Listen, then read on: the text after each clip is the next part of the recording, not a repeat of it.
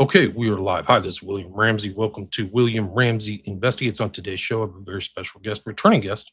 If you're watching this on one of my 3 YouTube channels, which I strangely still have, X, Rumble, Rockfin, or streaming on his sites. His full name is Austin Wade Picard. This will be our 10th show, I think. At least the 10th Wow. show that's on my podcast. I'm looking through it. We've done some great shows in the past. We've covered Mockingbird a few times, Delphi murders. Really, one of my most listened to ones is the one I titled Madness, Magic, and Mass Murder, the Solar Order of the Solar Temple. We did that back in strange date, September 11th, 2024. We also did The Larger Network about the Atlanta child murders, which seems to kind of tie into today's topic. Absolutely. Catchers in the Rye. And I was on his show on February 11th. We talked about the Epstein files, which we're going to cover again as more and more information comes out. But you can go back and check those past shows. And there's a lot to talk about. He was telling me in the pre-show more files dropped. I guess there was an additional 60,000 files. Some mentioning Trump are in there. But I haven't had a chance to look at those. But I put stuff together. I've titled this one the Crisis Intake, because after he was arrested, all these stories came into the FBI, which we can see now in the file. So I didn't make it's voluminous. Like, I think my file that I put together is like 100 pages, but there's a lot more for those files. There's a lot in there, a lot to sift through, but it shows the inaction of the FBI, because all this stuff, like, these are like people telling you about murders and crimes and child trafficking, interstate traffic, and things like that didn't come through. But we can talk that. I have the files on that.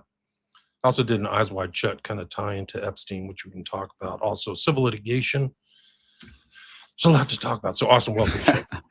Thank you, William. As always, I appreciate you, and I look forward to our conversations, mainly because I feel as if, I don't know, the vast majority of people don't tend to, I don't know, maybe their attention isn't drawn to certain lines of interest that appeal more to our mentality and perspective just from overexposure due to prior cases and covering things that tend to very much activate that pattern recognition within you know I do my best at all times to check my bias at the door and remain objective, obviously, but at times we're left with pure speculation, and it is the plight and the unfortunate position we find ourselves in on a daily basis, where we tend to have to put the connections and the dots together on our own.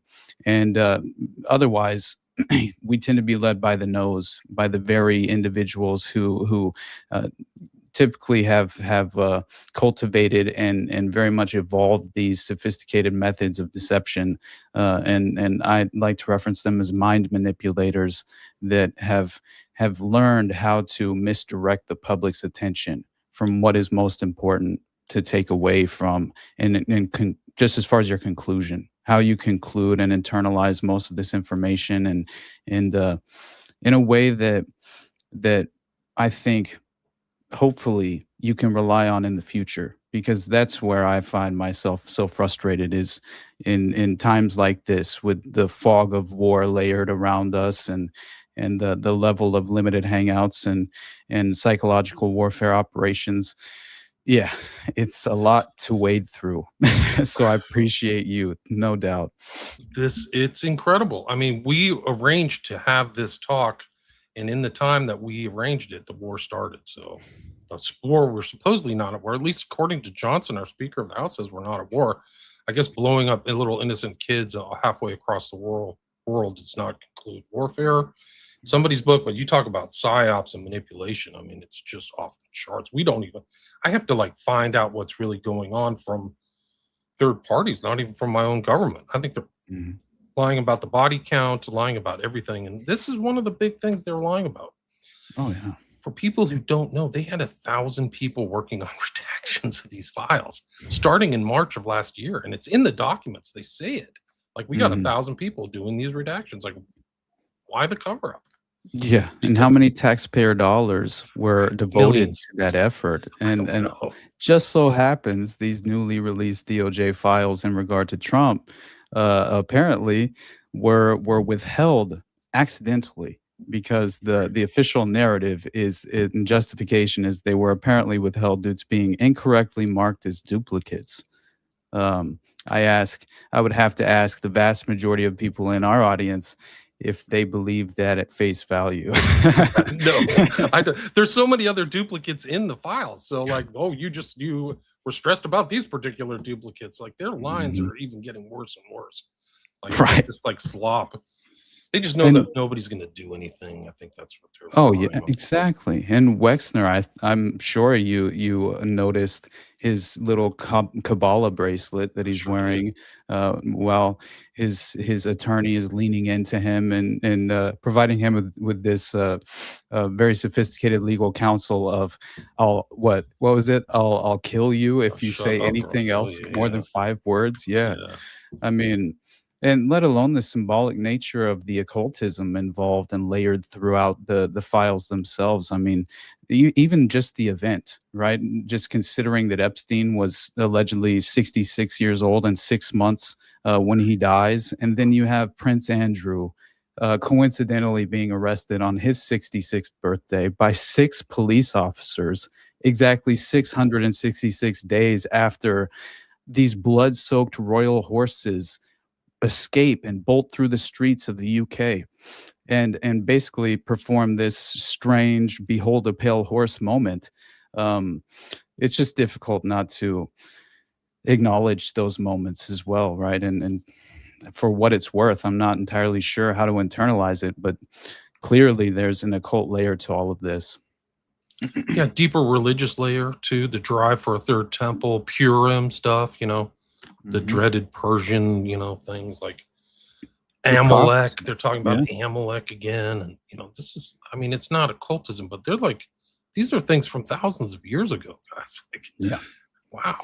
Like And I've these are old grudges. This isn't like a grudge from last year. This is like some kind of grudge you weren't even alive. Like, holy smokes. I know. And I very much considered the notion of just the manufactured false prophecy and the nature of the Zionist project and so many other layers to that effort of I think strategically infiltrating the institutions, whether it be religious institutions or educational institutions. Just pay attention because they're clearly being infiltrated by these just prominent pedophiles that seem to be perpetrators and just entirely tied into these networks of abuse and I saw you just post randomly about I mean it wasn't randomly but the CEO of Squatty Potty. I mean, what happened with him? I think he was brought up on yeah, creator of Squatty Potty indicted for purchasing child sexual abuse material in Utah, I think it was. And I thought it was in your thread, I believe it was. You posted something about Krasner to Epstein. Do you remember this? Yeah. Yeah, about Squatty Potty. And so then Yeah. the guy gets arrested in real time. Mhm. And did It's you ever interesting they can go over him. They can arrest him. There's been a lot of like child porn arrests out there, but they're not Mhm. getting anybody in the files. No. Like, what's up? Like, I can Yeah. see people getting arrested for child porn, but like, guys, there's tons of criminal acts in this files. Or just criminal after criminal act. Mhm. Yeah, it forced me instantly to go look up this individual, who allegedly was the creator of Squatty Potty, this Utah man who was federally indicted for purchasing child pornography, and it's a strange story as to how he apparently gets basically charged with this, and it was through a Zoom call where they were sharing, and basically Oh, wow. he had been sharing child pornography depicting young children, and all of this had been some of it was even purchased by him on Telegram and things of that nature. But I thought it was very strange because interesting enough. I mean, he according to the court documents, this is in March of 2021, and you have an FBI agent joining an online group known to trade child sexual abuse material. And so a user posted a Zoom meeting link, and when the agent entered the call, he finds the participants viewing child pornography. And So we have one adult male identified during the Zoom meeting, and investigators allegedly connected the account information to this individual of named by Edwards, who joined the call from Puerto Vallarta, which is apparently experiencing this destabilization in after this most recent drug kingpin was executed. Right. Right, which very strange how that happened, but anyway, Right. Another yeah, decapitation strike, right? These exactly. are happening more and more common. It's weird how that happens, right? Absolutely. And I saw that the first thing that I saw with this Squatty Potty connection was that there was obviously what you had posted was a reference not only to Kathy Griffin becoming the spokeswoman and being referenced in this context as the spokeswoman for Squatty Potty and something about uh, Kathy telling people that they are full of shit being a part of the promo and this is also being tailored towards just the advertisements and material for promotional value are being allegedly tailored towards children and obviously their parents. But the point being is that whenever you see this video, this promo advertisement video that they had on their website, that was also referenced in your post, which was you may remember Squatty Potty's pooping unicorn video created by the Harmon brothers in 2015. And so I looked up that video and it's disgusting. I can't believe that no one flagged this as potentially damaging material being publicly exposed to young children. And also, how is this a valuable and effective just ad campaign in the first place for your product? I mean, who exactly do you want your clientele to become and reflect in a certain way, in my opinion? But anyway, there's a 20-second or 26-second clip that you'll have to let me show you in a moment if you don't mind, because that it's absolutely insane We'll that they probably ran get this. kicked off of YouTube. Oh, okay. Well, then I Yeah. won't show it. I won't show it If because you put a link, we can put the link up. But okay, sounds this good. is it. This is like one of the things Yeah, about it. this is the problem. This is probably why I received that strike on YouTube, William, because I'm perfectly In these days. potentially too willing to just whenever something kind of shocks my sensibility and affects me in that way in which I cannot just honestly conceptualize the fact that this is being so overtly pushed forward in the public spotlight and no one's paying enough attention to do anything about it and push back and that's what's so extraordinarily upsetting to me personally because and this is no black pill. I do believe obviously there's hope in life in general, but it's a very individual I think it's based in individual sovereignty and what you can control in your own home and effectively insulate you and your family from the consequences of the permanent establishment as much as you possibly can. But this is still overwhelmingly disturbing if you just are You overexposed to it guys is the go point. get this. I made this video. You can go check. I'm not going to bring it up on now, but I made it during Pizzagate, which was this video of the film Enchanted, where they had this freaking sequence. I'll put a link. It's in my Cult Hollywood series on one of the YouTube channels I got back. But I made it because there's like handkerchiefs, pizza, Molech, wizardry, mind control, memory, all in this one clip. And it was produced by this guy, Josephson. And then I'm reading the Epstein files, and there's Josephson talking to Jeff. And Wow. these are just coded stuff way back before Pizzagate in 2007. It's from the film Enchanted. I forgot the two actors' name, but My gosh. I wish I could show it to you. I'll send it to you right now. I mean, it's. I'll put the link in the show notes.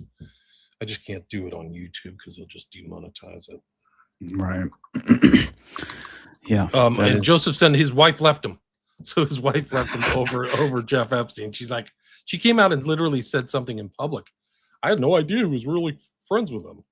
Wow. It's the Enchanted is Amy Adams, Patrick Dempsey, James Marsden, and Barry Josephson's the dude. He's the producer. My God. Yeah, So bad.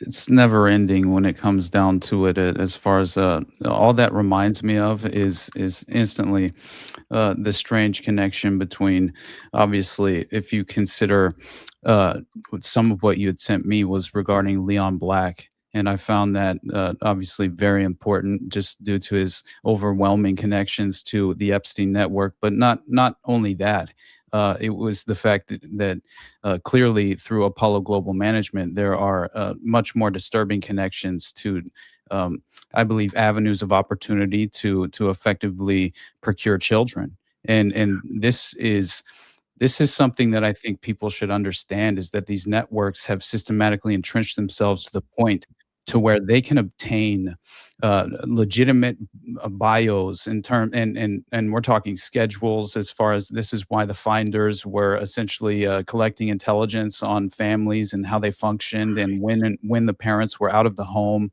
when the children had no provider or protector in the home, and things of that nature.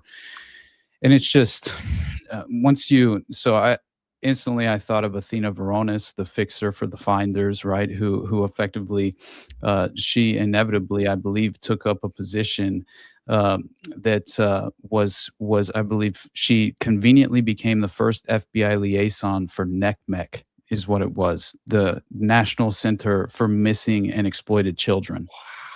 That's the way these guys do it.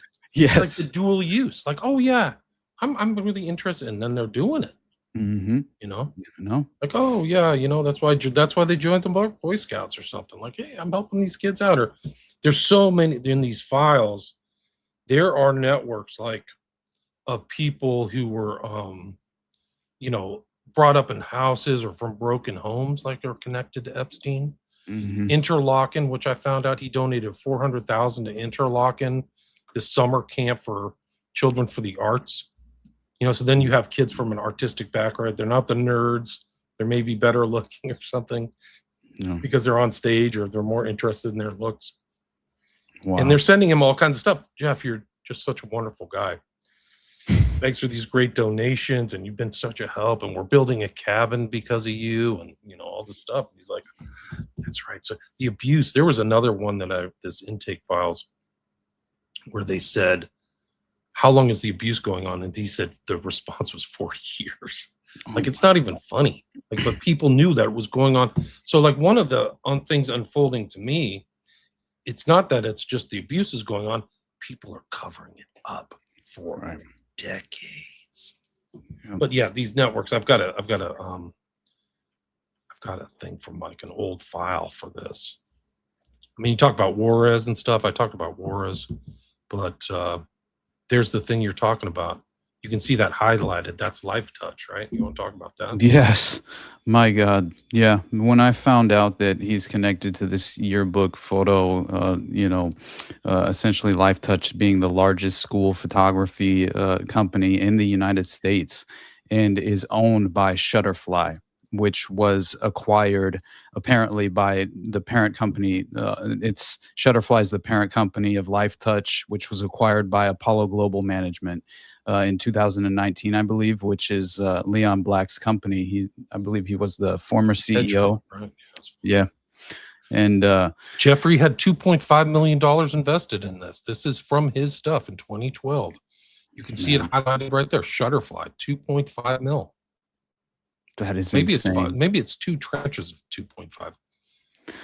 They quoted Leon Black allegedly. I'm sure the numbers probably exceed this, but he reportedly paid Epstein upwards of $158 million for financial advice over several years. It's just, it's insane to, and I wonder about these names. I don't really think, like, to even set up shop in the U.S. Virgin Island, and I've heard translations of Zorro meaning things that are very eerily applicable to the network at large, and I wonder how much thought is truly put into the operation and the strange just confidence, the overconfidence of kind of implicating yourself and it's almost just to feel so insulated from accountability that you would be willing to flaunt this level of abuse out loud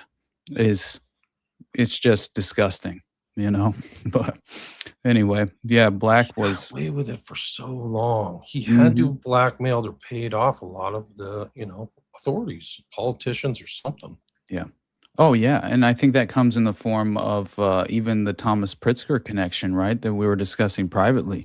I couldn't believe the level of connections with that family, and for me, it was emblematic of the political corruption in just, the political system in general, and how it's been structured and really, set up against our own best interest and systematically entrenched to that effect, and I think the way in which the political elites can essentially rely upon that system and the structure of it, and as far as basically providing them with that just room for sort of removing themselves from any kind of a window of justice, and I think it's a very it's just a profound issue that's affecting society at large, and Thomas Pritzker himself, he's so basically the Pritzker family, I found it interesting because they seem to try and hide their ancestry and their family genealogy, and I feel like this happens very often within these elite political circles and the power paradigm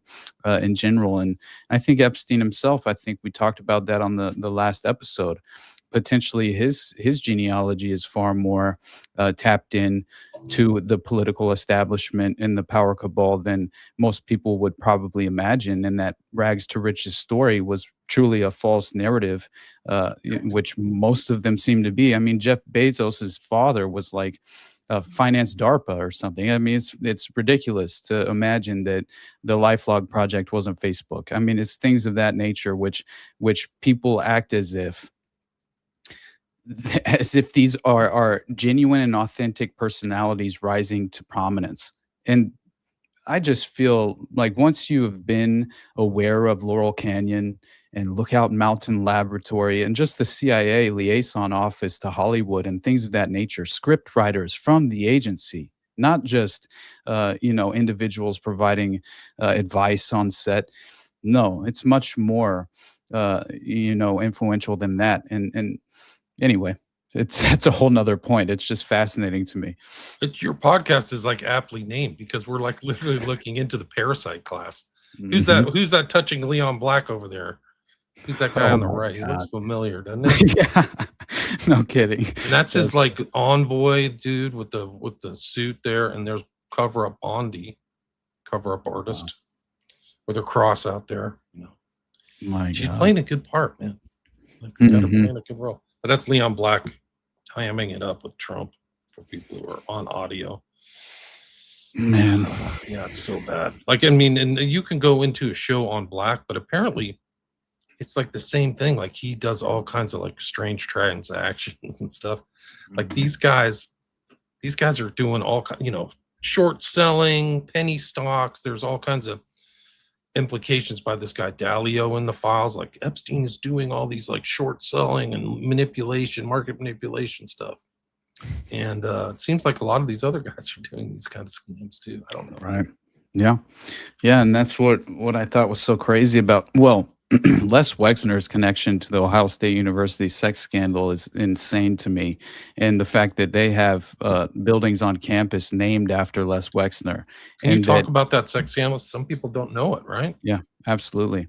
Yeah, it's something that I think people should be far more aware of, right? It's because clearly it's something that, for one, when you have Jeffrey Epstein himself paying Ohio State University's head of gynecology quarterly payments of thousands of dollars, right? And just that alone is disgusting to imagine. But you have all these various emails that basically highlight how Epstein, Wexner, and even Maxwell were financially, essentially, giving major donations to Ohio State University over the course of several years. And it turns out that you have over the last, I don't know, probably over a month now, there were former Ohio State University athletes and survivors that were protesting on campus, and you had uh, police that were just in aggressive conflicts with the protesters, forcefully removing them from campus. Over dozens were arrested and things of that nature, and all they were doing was demanding that Les Wexner comply with a subpoena to appear for questioning in this ongoing litigation that directly implicated sexual abuse by a former OSU team doctor whose name was Richard Strauss. And Okay. so, yes, so the protesters basically were claiming that they had been sexually abused by Strauss between the late 70s throughout the 90s. And so you had, like, in December, there was a board of trustees meeting that OSU had held, and so many of Strauss's victims were protesting in the back silently in the back of the room, holding all these signs of protests that read like "Where's Wexner?" and had images of Wexner and Jeffrey Epstein, and apparently Wexner was on this board of trustees from '88 to '97. And that's during part of the alleged abuse that's being tied to Strauss and when it occurred. And so he was also chairman from '96 to '97, and then served a second term on the board from like 2005 to like around 2012, I believe, is when he finally separated from the board. But anyway, they're calling for his name to be removed from the university buildings, obviously. And I saw this footage that Glenn Greenwald posted of an individual who was forced to go on leave because he physically assaulted what looked to be the age of a student, in my opinion. I'm not sure if he was a student or not, but seemed to be like some kind of content creating sleuth that was attempting to call him out on his connections to or Les Wexner as far as the university and their unwillingness to remove these names from the university buildings.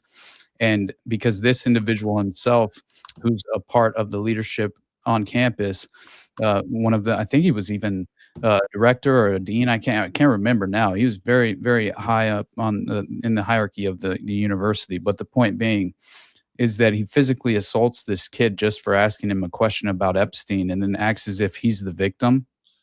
And apparently, he had made prior statements saying that it was basically cancel culture, and he would not have Les Wexner's name removed because it was just a product of cancel culture that it was being demanded in the first place. But yeah, specifically the buildings, you have the Les Wexner football complex.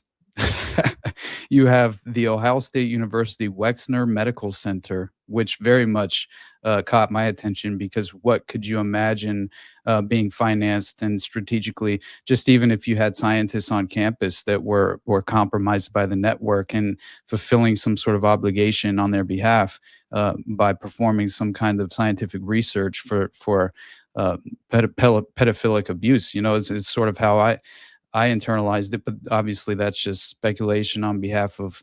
It's just the name of the building, but still, as we know, Epstein has very deep connections with the scientific community at large, and so it wouldn't be outside the realm of plausibility, in my opinion. But anyway, so you have donations from Wexner and his family, and his wife Abigail. Apparently, her name also appears on buildings around. Not just on campus, but just around Columbus, Ohio in general, one of which is a nationwide children's hospital and the Wexner Center for the Arts. Yeah, Is that's that the clip? That's the clip, right? yep, that's the clip. It's so gross to see someone behave like this as well, but especially around.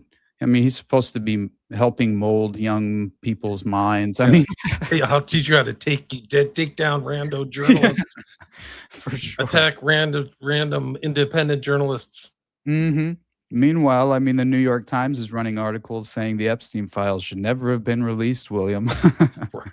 I mean, what are we doing? It's so important that they got released, guys. It's like really one of the most 100%. important events. The Times ran another headline that said pedophilia, a disorder, not a crime. I mean, Look at This these is our kids, they're mainstream media. ruined. Go look at the victims, guys. The victims' their lives are all messed up. They have anxiety. They were threatened. They're followed, Yep. like eyes wide shut, like they knew who the victims were and would call them. That's what it says in these intake things. Like I would get called once a year. Somebody would threaten me. The Mhm. one document about the civil litigation where there's a 5-year-old child, there's like threats on their phones, rando threats from people from Israel. Wow. Like, give me a break. Like, this is not a crime. These are criminal acts. Right. And the fact that they're not doing anything is just should shock the conscience. And the fact that people aren't talking about it are huge tells. So the Yes. corporate media is captured. It's captured by an enemy influence, the demonic enemy influence who preys off of children. So I would say, at least like they're morally culpable. They're not criminally culpable, but they're morally on the side of evil. All those people, they should all quit. Like, how can Yeah. you even go to work for these people? You're not covering the story. It's an industrial sized rape ring with infants and kids and prepubescent kids and people who disappeared. Yeah. 100%. Yeah. I know. And I think when you see that Wexner potentially has connections to Israeli organized crime, in many ways, which is the kosher mafia, in my opinion. And I think people need to understand Roy Cohn was a prominent figure in that system of power that was clearly, you had this intersection where you had plausible deniability being brought, essentially, provided by basically this overwhelming unholy alliance, as Paul Williams references it in Operation Gladio, his book, right, which is just this crossroads between the intersection of the unholy institutions of the Vatican, which clearly Mother Teresa was involved. I mean, Epstein was in business with her.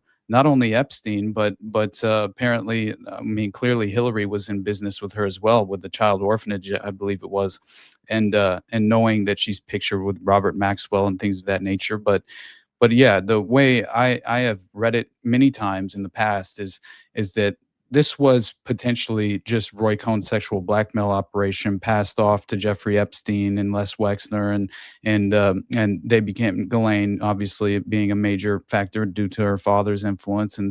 But when you have just the level of corruption within such a major educational institution like an Ohio State University, I mean, it's baffling to me that and I think it was even you had I believe it was Jim Jordan was specifically brought up in this context because he effectively was notified of one of the team doctors masturbating in front of a young person in the shower, and yeah, he just My understanding is that shower was like a cruising spot, Mhm. and the same thing happened in the showers of Penn State. If you remember the Penn Yeah, State, absolutely. what was his name? What was the guy's name who like he was? The Epstein. These guys. So they Mhm. just find one and they blame him and they go, okay, we're done. What It was the was guy's Sandusky, right? It was Sandusky? Yeah, yeah, yeah, good memory. The Sandusky, they did the same thing, but it was like a network. They all covered up, and then Louis Free comes in from the FBI. yep. Oh, it's just Sandusky. He's just a local perv. He has a problem, and Right. that stuff happened in the showers. Mhm. Yeah, that's the first thought I had was, well, I mean, clearly I was already disturbed by the Penn State scandal, but it made me look at it much differently in terms of just the strange connection between that of this OSU scandal and the Wexner tie-in.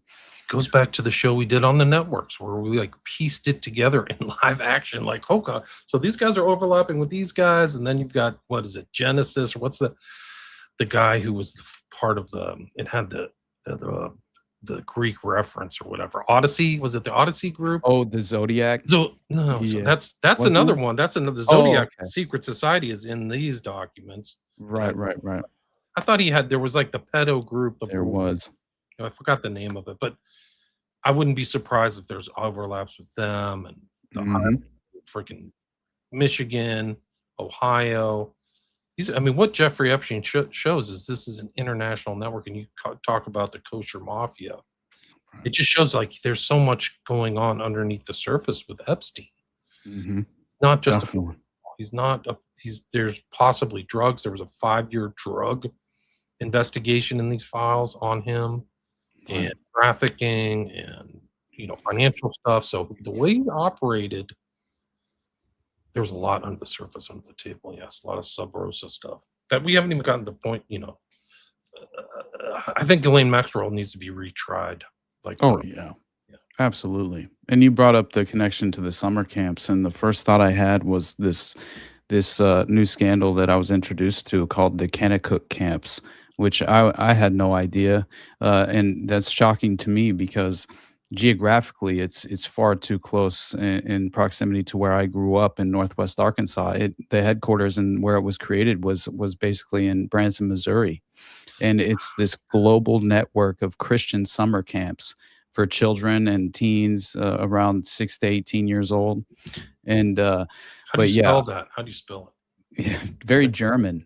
Ken Kanakuk, yeah, Kennecook. it's Kanakuk, and camps is even spelled with a K. But yeah, apparently largest Christian sports camp, and it was around 2010 when you had their camp director Peter Newman, who was convicted of child sex abuse, and it was around 2020 when there were many more civil lawsuits that were filed, and it became a major scandal against the camp for underage sexual abuse, and the leadership being well aware of the abuse taking place. And you had media reports through these civil lawsuits and criminal prosecutions that documented that Kanakuk camps created a culture that allowed predators access to underage children. Nudity was part of the camp culture, including communal showers and physical inspections of naked campers. Yeah, at one of the camps, counselors and campers all showered together with no separate stalls or partitions.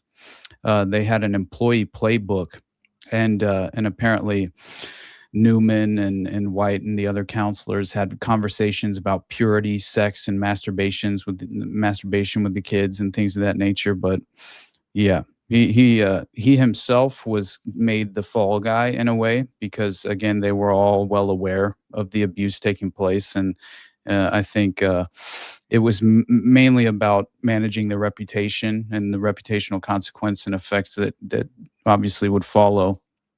And so you had all these kids being forced under these non-disclosure agreements after being sexually abused, and we're talking just a level How of can you say that? They say right here on their website they've never used NDAs. right. Yeah, sure.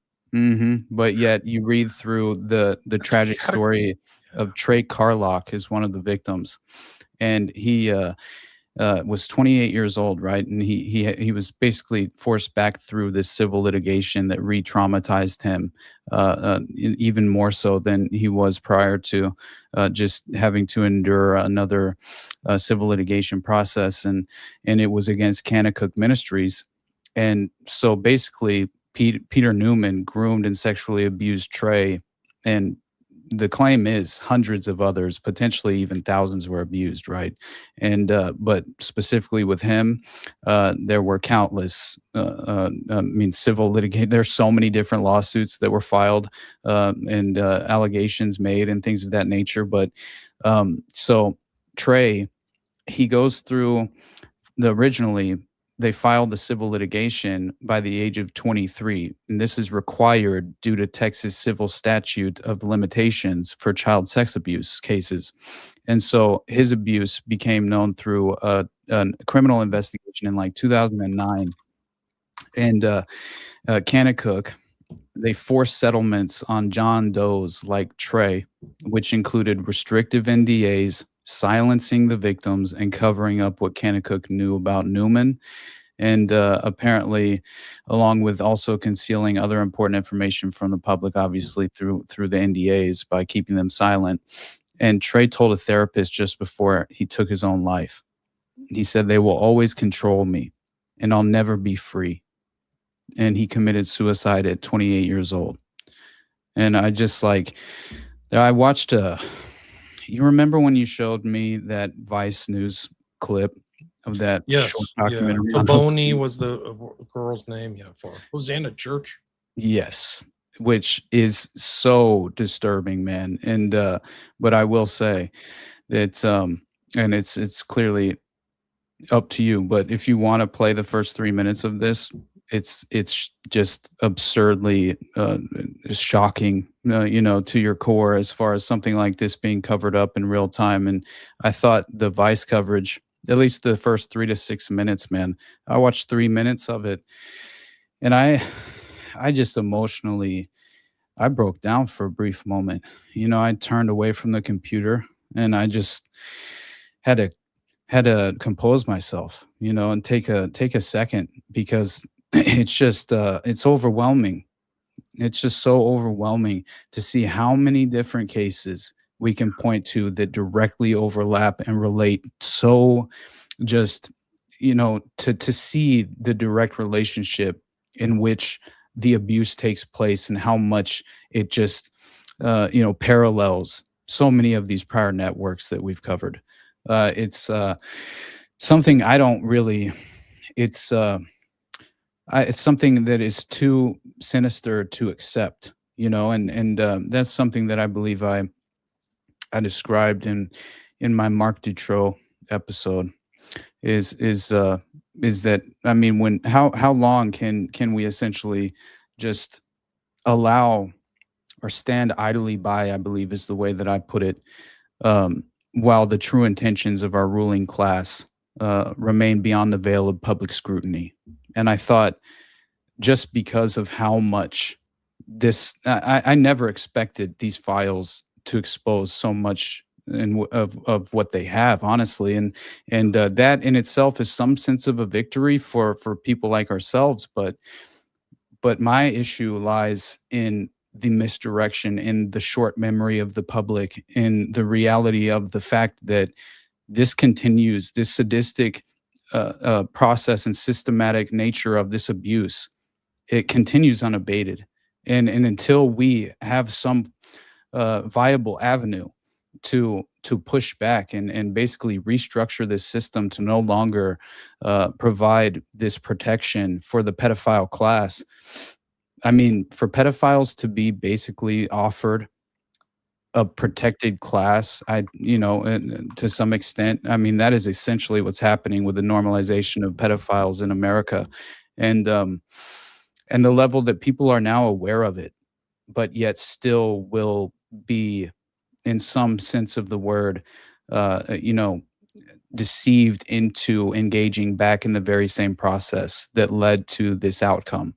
That is what I find so just frustrating, because it's a choose your own pedophile reality simulation at this point, and I do not understand how people are affected by the bipartisan pendulum swing as if there is a two-party system. I mean, this is a delusion, and by Epstein's a design. perfect thing because he's manipulating people in both parties. Exactly. Manipulating. This is a perfect example. Is there? He's puppeteering them. And probably his whole predator class is doing that too. They're all just stage 100%. actors. Exactly. And that was I mean, it's honestly what I thought was so interesting about just obviously Edgar Madison Welch and his father, right? That's the thing, that when you mentioned that that connection to Epstein and Enchanted, right? That the first thought I had was of Edgar Madison Welch's father, Harry Welch Jr., who clearly we've mentioned before that he owned Forever Young Productions, but also served very much like Athena Veronis and, oh, I don't know, Laura Silsby, let's say, things of that nature. And what did he serve as executive director for? Protect the Child, a national nonprofit organization meant to prevent abuse and abduction of children. Wow, see, that's the way they do it, man. They get involved in these things. This is the guy Mhm. who was a billionaire in Russia, decided to shoot himself in the head. His name Wow. is Umar Javrokov or something. My God. Jabrov. And this is from the Epstein file. So this is his younger days, goofing it up. So this is just another death. There'll be, I think these files, people's lives will be ruined, their reputations ruined, but there'll be probably more dead bodies, is my guess. Oh yeah, definitely. I feel like there's some sort of a cleanup that's already taking place. I mean, Dude, seeing that, bro, what can was you that? imagine like the meetings, like the public relations meetings these guys are doing, Oh like my they're God. behind the scenes, like, oh my God, maybe find this. Like, I'm sure Andrew was sweating. Like, he Oh got yeah. freaking first arrest in 400 years. That's Was he crazy. sweating though, William? Yeah, right. Yeah, that's the funniest thing.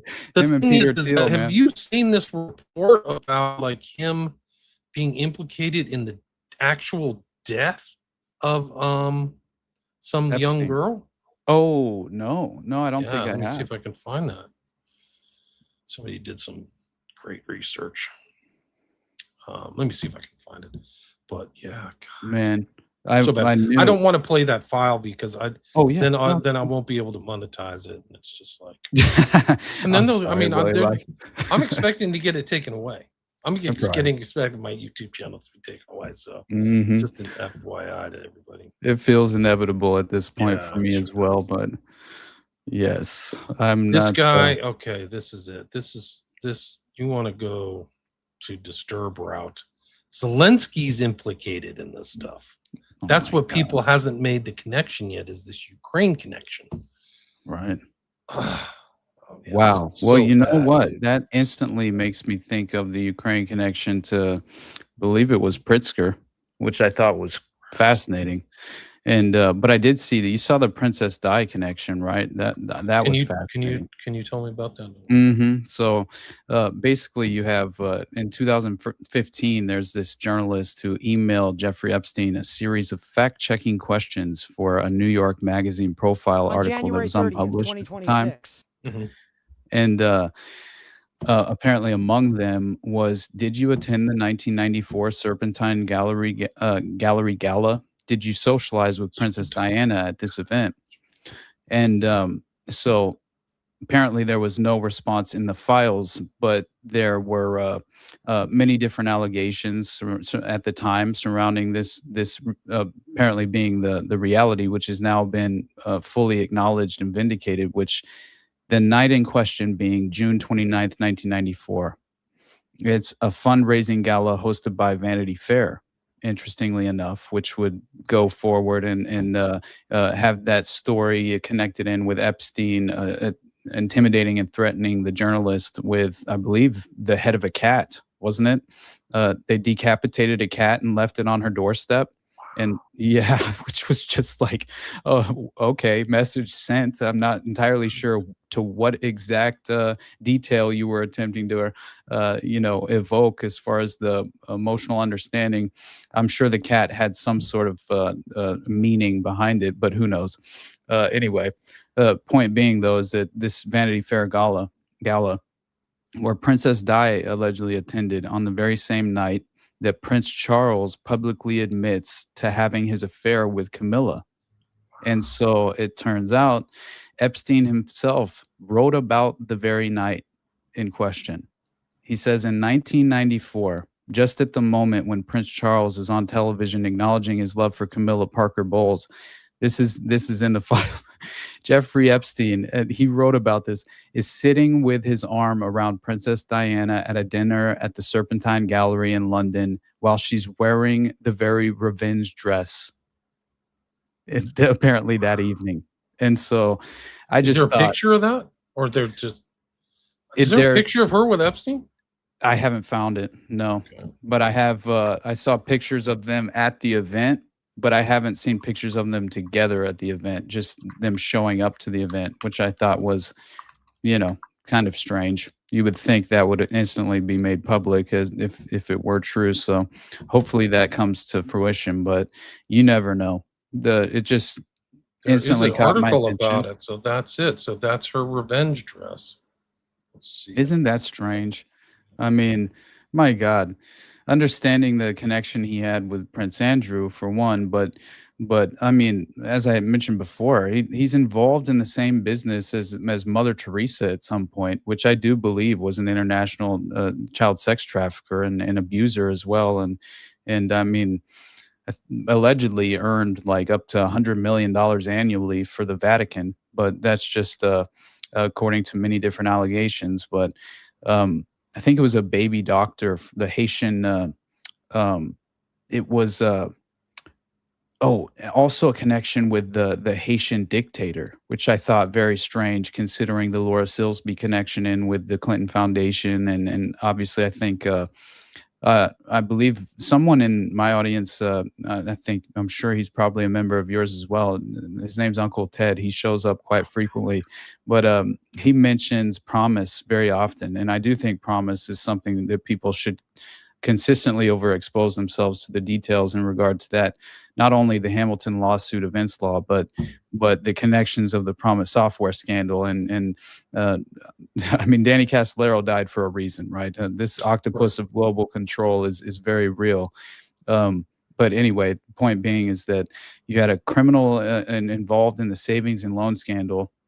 Charles Kading, I believe, was his name, and then Robert Maxwell, 30th. Obviously, and apparently it's you have Mother Teresa co-founding a DC toddler home, so it wasn't an orphanage, but technically, I mean, speaking, with Hillary Clinton. So I just think it's too hard to, separate these things. There's no real distinction in my mind anymore, and especially considering the overlap with that of Roy Cohn and this very same operation. I don't see a distinction between the two, and it's hard to at least. I would love to be provided with a rational and detailed explanation as to how they are separate organizations. I mean, the Finders feels the very same to me. Why else did they have those nodes, those private computer nodes set up in the Finders property in DC, where they're in dialogue with the Chinese embassy about procuring Chinese children? What are we doing? Unbelievable. Like, we don't know the totality. Like, I found another one of these intake things of Epstein in Mexico. Like, I've never heard that. Like, he was actually in Mexico. So he's bouncing around. I don't think his flight logs are honest. No. I don't think anything's honest. He's just as crooked as a dog's leg, is what they would say, like in Arkansas or in Branson or yeah, exactly. But, this video, I don't know. It's so disturbing. But it's like this girl's just missing. They're talking about like this thing. Whoever formerly Prince Andrew is over. That is a girl in puberty. That is not a fully grown woman. So it is a child. Yeah. On January 30th, can you hear the audio on this? Yes. The U.S. Department of Justice released a massive. I wish I could credit this guy. I forgot. I don't know who made this video. So if somebody knows in the chat, got 300 people in the chat. So thanks for listening, everybody. Thanks for being here. Listen to this. This is bad. A tranche of files related to convicted sex offender Jeffrey Epstein. Among thousands of documents, several files shed light on the ties between Jeffrey Epstein and Ukrainian President Volodymyr Zelensky. On January 3rd, 2010, Yehor Skaliha, at the time the owner of the Ukraine-based casting agency Centrocast, wrote an email. So there you go. More casting agencies, more, they're farming for victims. Yeah. They all are. Elite Modeling, all these other people. Wrote an email to Epstein describing a 13-year-old girl with an acting background. Epstein replied asking the girl's location, to which Skaliha replied that the girl is in Mariupol, Ukraine, and that she has a Schengen visa and is. What's a Schengen visa? Do you know what that is? No. I don't either. Free to travel any day. 2 weeks later, Sofia Jelenkova, a 13-year-old Ukrainian girl, went missing in Mariupol. The Ukrainian media describe her exactly as the person Skaliha told Epstein about. 173 centimeters tall, medium build, waist length, light brown hair. She was never found. It's highly likely that Sofia was trafficked to the U.S. and is. How can you say it's highly likely? But the fact that she disappeared, like how many other disappeared kids are in this? Like this is just one. Like they have to go back through and where's Jeff and where's his plane and where have kids disappeared? Like Johnny Gosh or like some of these other ones. Like that's how serious. The fact that the government hasn't like apportioned funds to actually investigate this and the public's doing it. Right. I think that the Epstein files are going to reverberate and just realize the total government is corrupt as hell to the bone and wicked. Like this is evil stuff. This is wickedness. It's actually the 100%. person in the pictures with Prince Andrew. The timing of her disappearance matches Prince Andrew's last official meeting with Epstein in December 2010 in New York City. The surroundings in the pictures match the interior of Epstein's mansion. They're sending emails to each other like Epstein's joking that he's a pedo. That's a kid too. That looks like a kid there. Who's this person? Is that a little girl they're talking to? That It looks like it to me. It looks like it. Just high. Woody Allen is tiny. Like I don't think he's like 5'2". Mm-hmm. So you can see this other person, this other girl with blonde hair, that she should be identified. But who's that? Like what's going on there?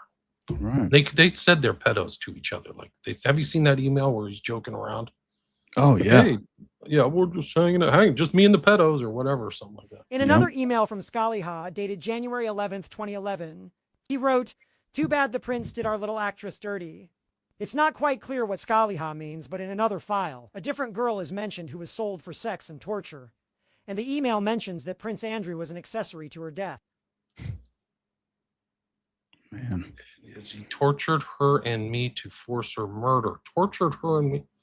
What the funk is this? This is so dark. Like they probably busted him on state secrets because maybe they knew more stuff. Like you would have to think that the king has the best intel or like at the top intel people in the world, like access to the real stuff.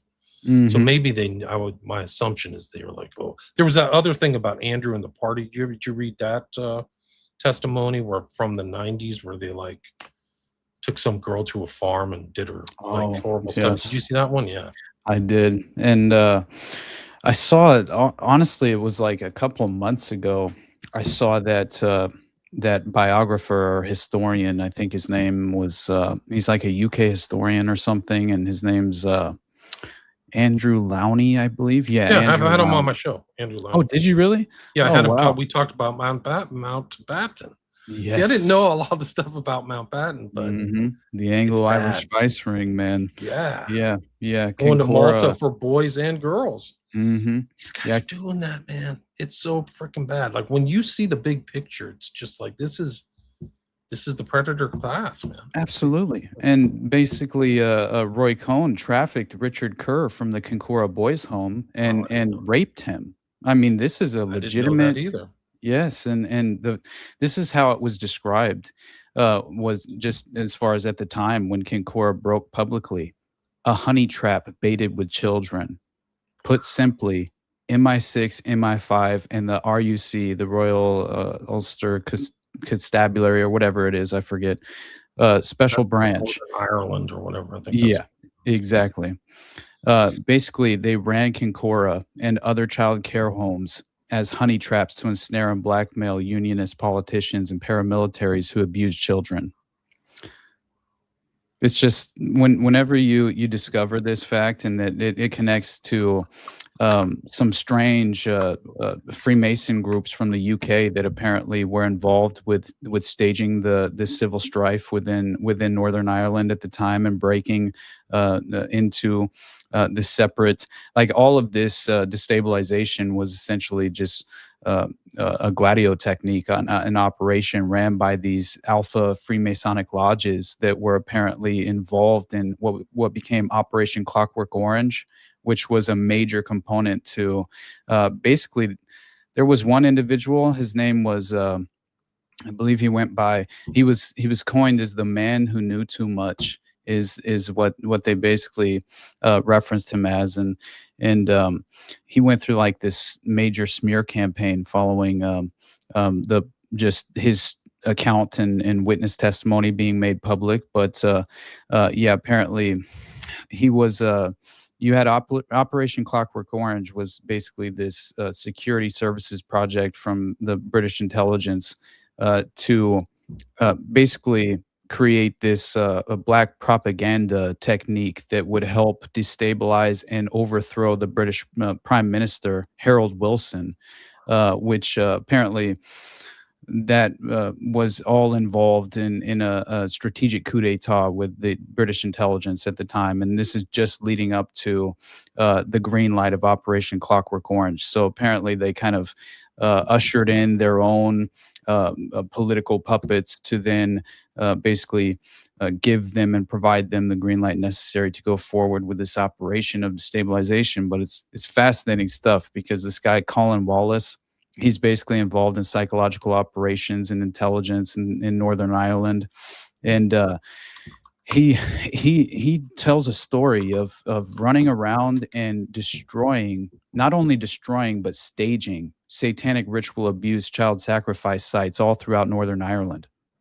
And I found that to be insane because of how much you had the connection directly in with this pedophile ring that MI5 and MI6 are protecting, basically, and I think you also had you basically had one individual through Colin Wallace, right? Because he's talking about walking into the lion's den and having to go through all of this terrible fallout. And it reminded me of what's his name, customs agent Ramon J. Martinez from the Finders, because of the level of fallout that essentially destroyed his reputation and things of that nature. But it's a very sad story, honestly, when you go through it. But it all connects to Lord Mountbatten and the Anglo-Irish vice ring. And man, whenever you begin to realize that Trump's mentor was so deeply involved in this sex trafficking operation in Kincora, and Richard Kerr, he was selected in Belfast and taken to Venice for sexual abuse. Taken to Venice, Italy. Yeah, and Cohn was apparently he was connected in with the Anglo-Irish vice ring in London, and the link apparently came through a Texan living in London called Fred Ferguson, who was a pedophile, and also knew Dr. Morris Fraser, which this guy was a psychiatrist. And it's so crazy to actually see what these people were attempting to do. Basically set up a structured Manchurian program to create submissive boy soldiers for the children involved in the network. And it's one of the most strange and extraordinary cases that I've ever basically introduced myself to. But after learning of this child psychiatrist, Dr. Roderick Morrison Fraser, he's someone that you could basically do an entire show devoted to this man. And he was directly, I mean, he was a pedophile who essentially was given, just basically protected entirely by his commitment and involvement in the operation itself. And it's sad to actually see him get off without any sort of justice being brought forward for him whatsoever. But I believe even people came forward of prominence who would speak on his character on his behalf when he was brought up on any charges. And so, as always, it seems like this is just the way in which these networks function and are typically, facilitate these cover-ups and things of that nature. But yeah. So here's my interview with Lowney. You mentioned Lowney. I didn't mean to take you out of your stream of thought, but I did an interview with him 4 years ago. It's still on one of my YouTube channels. So you can check that out. I put a link in the show notes. But Mountbatten's dirty, man. He's dirty. When they killed him off the coast of Ireland, he was on a boat with like 2 teen boys or something, That was just his thing. There's pictures of him with King Charles all the time, King Charles III. Absolutely. And I think they, along with Jimmy Savile, would procure children from these orphanages and child care homes, and then they would never return, basically, is what would happen. Wow. Savile's in the Epstein files in multiple places, coming to the United States, to New Orleans, of all places. Wow. So there's an overlap. And Mountbatten got King Charles III into the magic circle. Do you know who else is in the magic circle? It's in Eyes Wide Shut at the end, but it's also Copperfield and Blaine are all members of this magic circle. Oh my God. So there are overlaps with the Europe guys and Epstein. It's off the charts. And there's, stuff about Copperfield, his real name is like Kotkin or something like that. But it's he's been accused of drugging people. Let's just leave it at that. Yeah. And he has his own island.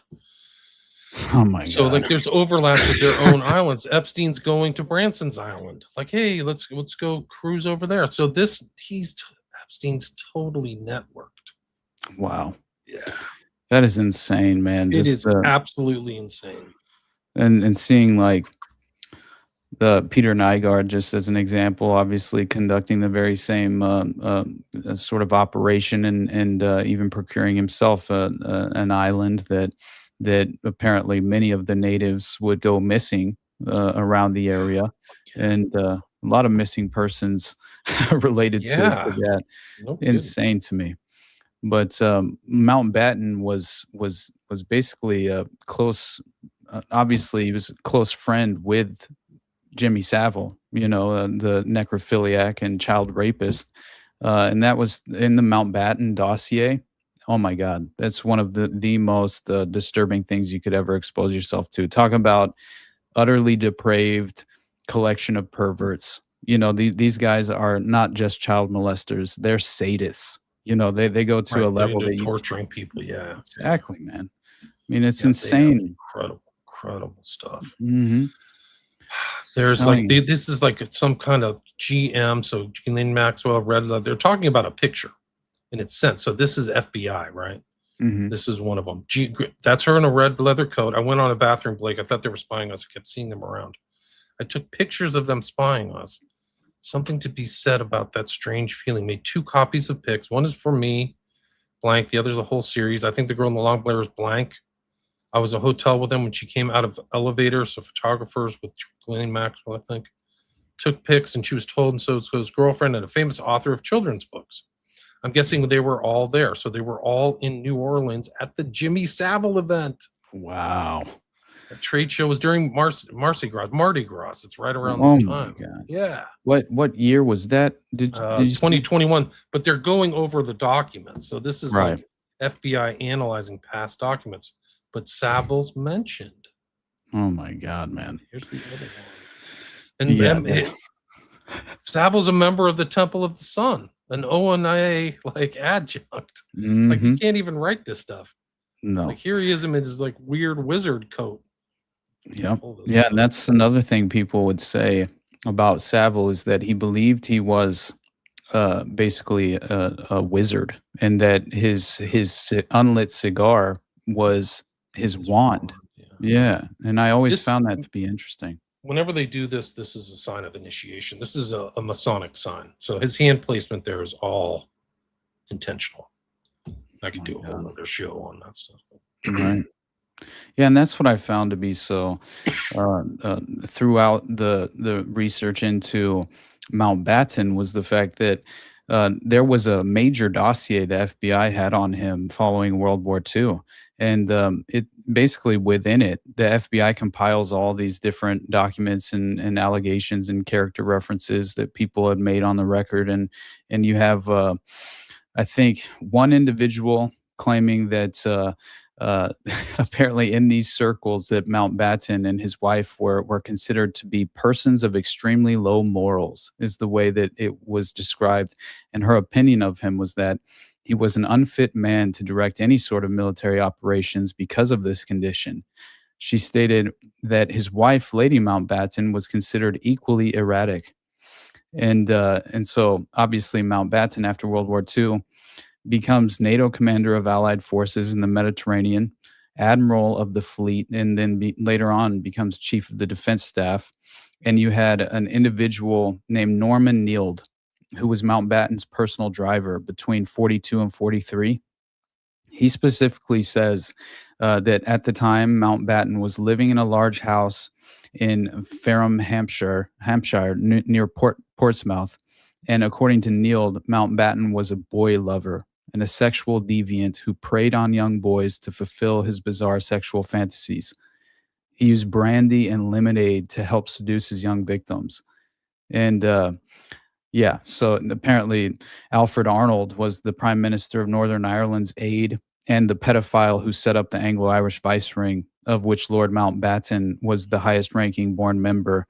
And so anyway, it's just fascinating to see that through the AIVR, you have all these different connections to prime ministers all throughout the region, not just Northern Ireland and not just the UK, and you have the secretaries and private secretaries that are involved in basically facilitating the abuse network, and privates. What they would have is, and this came up in the context of Savile as well, with like that interview he does publicly on a talk show, and references the story of basically trafficking a child in the boot of a car into the royal palace, and acts like it's perfectly normal, and even laughs it off in a way.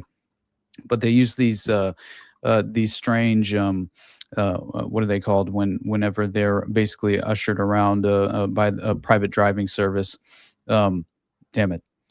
You know the term. It's just eluding me at this point. But the point being is that chauffeur. They have these chauffeur operations that they set up. This happened in Detroit as well with a fleet of cars. Right, there were a fleet of Mercedes Benzes that were connected to the Detroit affair, and I found out that obviously they're abducting children with police protection in this network. Right, but at the same time, through the interesting story of these fleet of cars, it turns out that they're also basically physically surveilling and following these potential candidates for abduction. And so they would identify them by having, we're talking teachers that were implicated as being involved in the network, one of which even being Michelle Martin, Dutrox's second wife, who was also a teacher. And I find that interesting because it seems like it's just a great opportunity and avenue for them to be around children and get more intelligence information on which would be likely candidates for their operation. And that's what's it's disgusting to see, honestly, but it's what I think people should be more aware of, right? Is that this is very much, there is a system in place for how they basically stay, I think, insulate themselves from being overexposed in a way. And that comes Austin, I hate to interrupt, but I think we should just quit ahead. because Donald Trump wrote that the new scam is forever called the Jeffrey Epstein hoax. And my past supporters have brought into this bullshit hook, line, and sinker. Mhm. We should just stop. Come on. Yeah. I think we should. I mean, at this point, everything we've just said for the last hour and 10 minutes is just hogwash. I mean, the enormity of this is just like, I don't know if I can, I don't know. Like, it's really taxing me. Like, it's so explosive. These guys are up to no good. And the cross-national connection between Epstein and Maxwell and Savile, like, wait till more of this stuff comes out. Like, you get connected to Savile, that's terrible. Like, he was connected to the Yorkshire Ripper. You ever see a picture of him with the Yorkshire Ripper? Oh yeah, honestly, so, it's like, ridiculous. it's bad. Pardon? It's ridiculous because you had mentioned the sun worshiper just connection into to that of Savile, and I think it is fascinating the connection in with the AI VR and the exploitation of the failed state of Ireland at that time, being kind of a hub for this purpose, and that I think that applies directly to Ukraine as well, obviously, and a reason in which we see Ukraine referenced so often in the files, but I think with the occult history of Ireland, I was unaware, right, that in their constitution, the 1920 Northern Ireland Constitution, Freemasonry when was they went awarded. Independent, right? Yes, Freemasonry was awarded a special status, and apparently it's a recognition of some concealed role in the province's triumphant struggle to stay in the United Kingdom and out of the Irish Free State. This is allegedly the case, and so you have this is when the Irish Republican Brotherhood and things of that nature would become the IRA, and you had like the Fenian Brotherhood apparently, which were also revolutionaries but interested in a freedom, just the freedom of Ireland in general. And but yeah, they were a part of a plot that, as I mentioned before, was divided by the Alpha Lodge or the Alpha Lodges of the British Freemasonry organizations and executed by British intelligence through Operation Clockwork Orange. And so the Crown controlled the Brotherhood, and had the power to apparently send trained agents to infiltrate legitimate Irish patriot groups. It sounds exactly like, PatCon and COINTELPRO in a certain way. It's a Gladio operation, is the way it definitely reads. And whenever you kind of realize that you had these interesting groups that appeared legitimate at the time, and apparently there's a festival day which happens to fall on July 13th, which I think was the day that at least one of the assassination attempts that feels like political theater kayfabe for Trump was on July 13th, and I found that interesting. But it is an occult holiday and a day sacred to Antinous sun worshippers. What? Specifically, yes. What? So That ties right into Pizzagate. That was the Mhm. picture on Jimmy Comet was Antinous. Exactly. Wow. They called the AIVR and the occult history of Northern Ireland a Setian Antinous drama, which basically played out through this political, conflict and strife over, years and years. I mean, it was a long-standing operation in a way, but order out of chaos, as they say, and I think that's exactly what plagued Ireland at that time. And it is, it's just again another sad example that we can reference. And my God, to see the human hunting parties and referenced in the files, and how much that overlaps as well. I mean, that's called the End Circuit. It's the reason they publish and produce snuff films as well. It's not just the human hunting parties, right, which seem to be ritualistic in nature and a part of their occult practices, but it's almost like the pedophile. What's the term? Subscription model, right? Which came in the just as far as the best example of that is pretty much the Odyssey Foundation, and the Delta Odyssey Project, Foundation. yeah, and Wayne Williams. I mean, which overlaps as well, but it's too much, William. Some sick freaking people out there, guys. There are Mhm. some sick freaking people. This is one of the interesting ones. He seemed to know Savile, like they're mentioning. Here's one where they're mentioning Savile. Let's see. This is like the brutal stuff about Andrew and Ghislaine. I Right. found another one today where they're like, "Oh yeah, Ghislaine is like totally evil. She's evil and rotten to the bone or something like that." But here's like, "Dear Mr. Berman, CC'd, I think Jeffrey Epstein et al. For my email yesterday, I come some notes someone sent me in February where North Yorkshire police a child cure for the elite Jimmy Savile.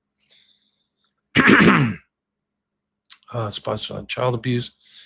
So this is like, I think somebody at some field office is talking about it, but then this is like the kicker is this one. Shoot. This is like the intake. So after the arrest, 2021, it's a lot longer, but she went to George Washington High School. This is supposedly a pornographic magazine that Epstein was in. She went to New York. She went to law school. In around 1988-89, started the billion-dollar business blank trade shows and met people. In attendance, a trade show in New Orleans that was full of adults and men in attendance, including Jimmy Savile, described Savile as a sexual deviant. Went to a lot of trade shows and a lot of international travel. So this is like trademark type stuff, right? Like Right. this is what these rich people do. They go to trade shows Mhm. or, people, international business. Heard a conversation in Switzerland. Children flew to the United States. People she heard this conversation were from the same people that were having parties with Savile. Blank cannot remember their names. Savile had a partnership with Blank, was owned by Dr. Ernst Gubler. I couldn't find him. Blank described Zubler as a sexual deviant. Gubler showing up with his wife Helga. She was beautiful, needed to have Gubler comfortable. Gubler was involved with Glenn and Eva, so Dubins, right? Mhm. Gubler pulled out a chain that had a blank on it, a penis.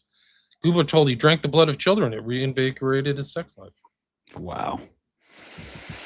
That's Dubin said she was a insane. sex slave. And we know, like, it just corroborates because we know Jouffre said she was first trafficked to Dubin. And there's pictures of him all over these new files too, Dupin. He's My hanging out God. with Jeff and hanging out and there's like kids and stuff. Like, it's creepy. Right.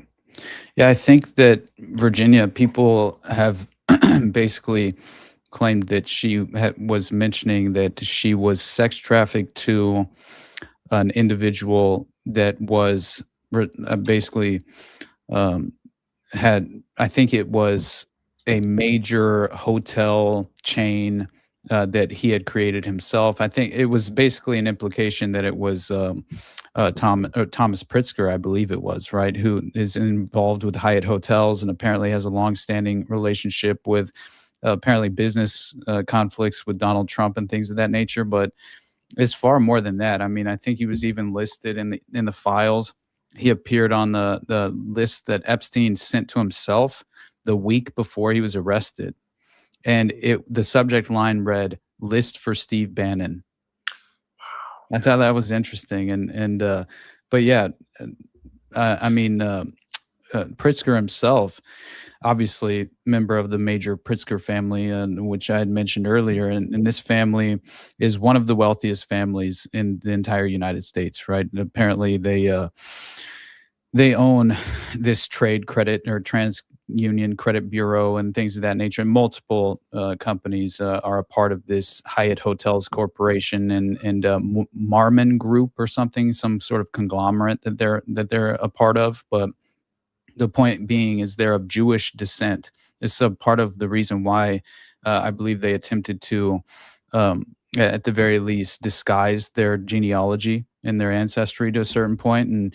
And they were based in Chicago, which we know Chicago is very much a corrupt hub within the domestic U.S. I mean, the Obama connections come at least are referenced within this context with the Pritzker connection, because obviously I think it's J.B. Pritzker is Thomas's cousin, and the current governor of Illinois. I think he was the former mayor, if I remember correctly. But either way, he's obviously a key political player and very much prominent and has significant influence in the Democratic Party.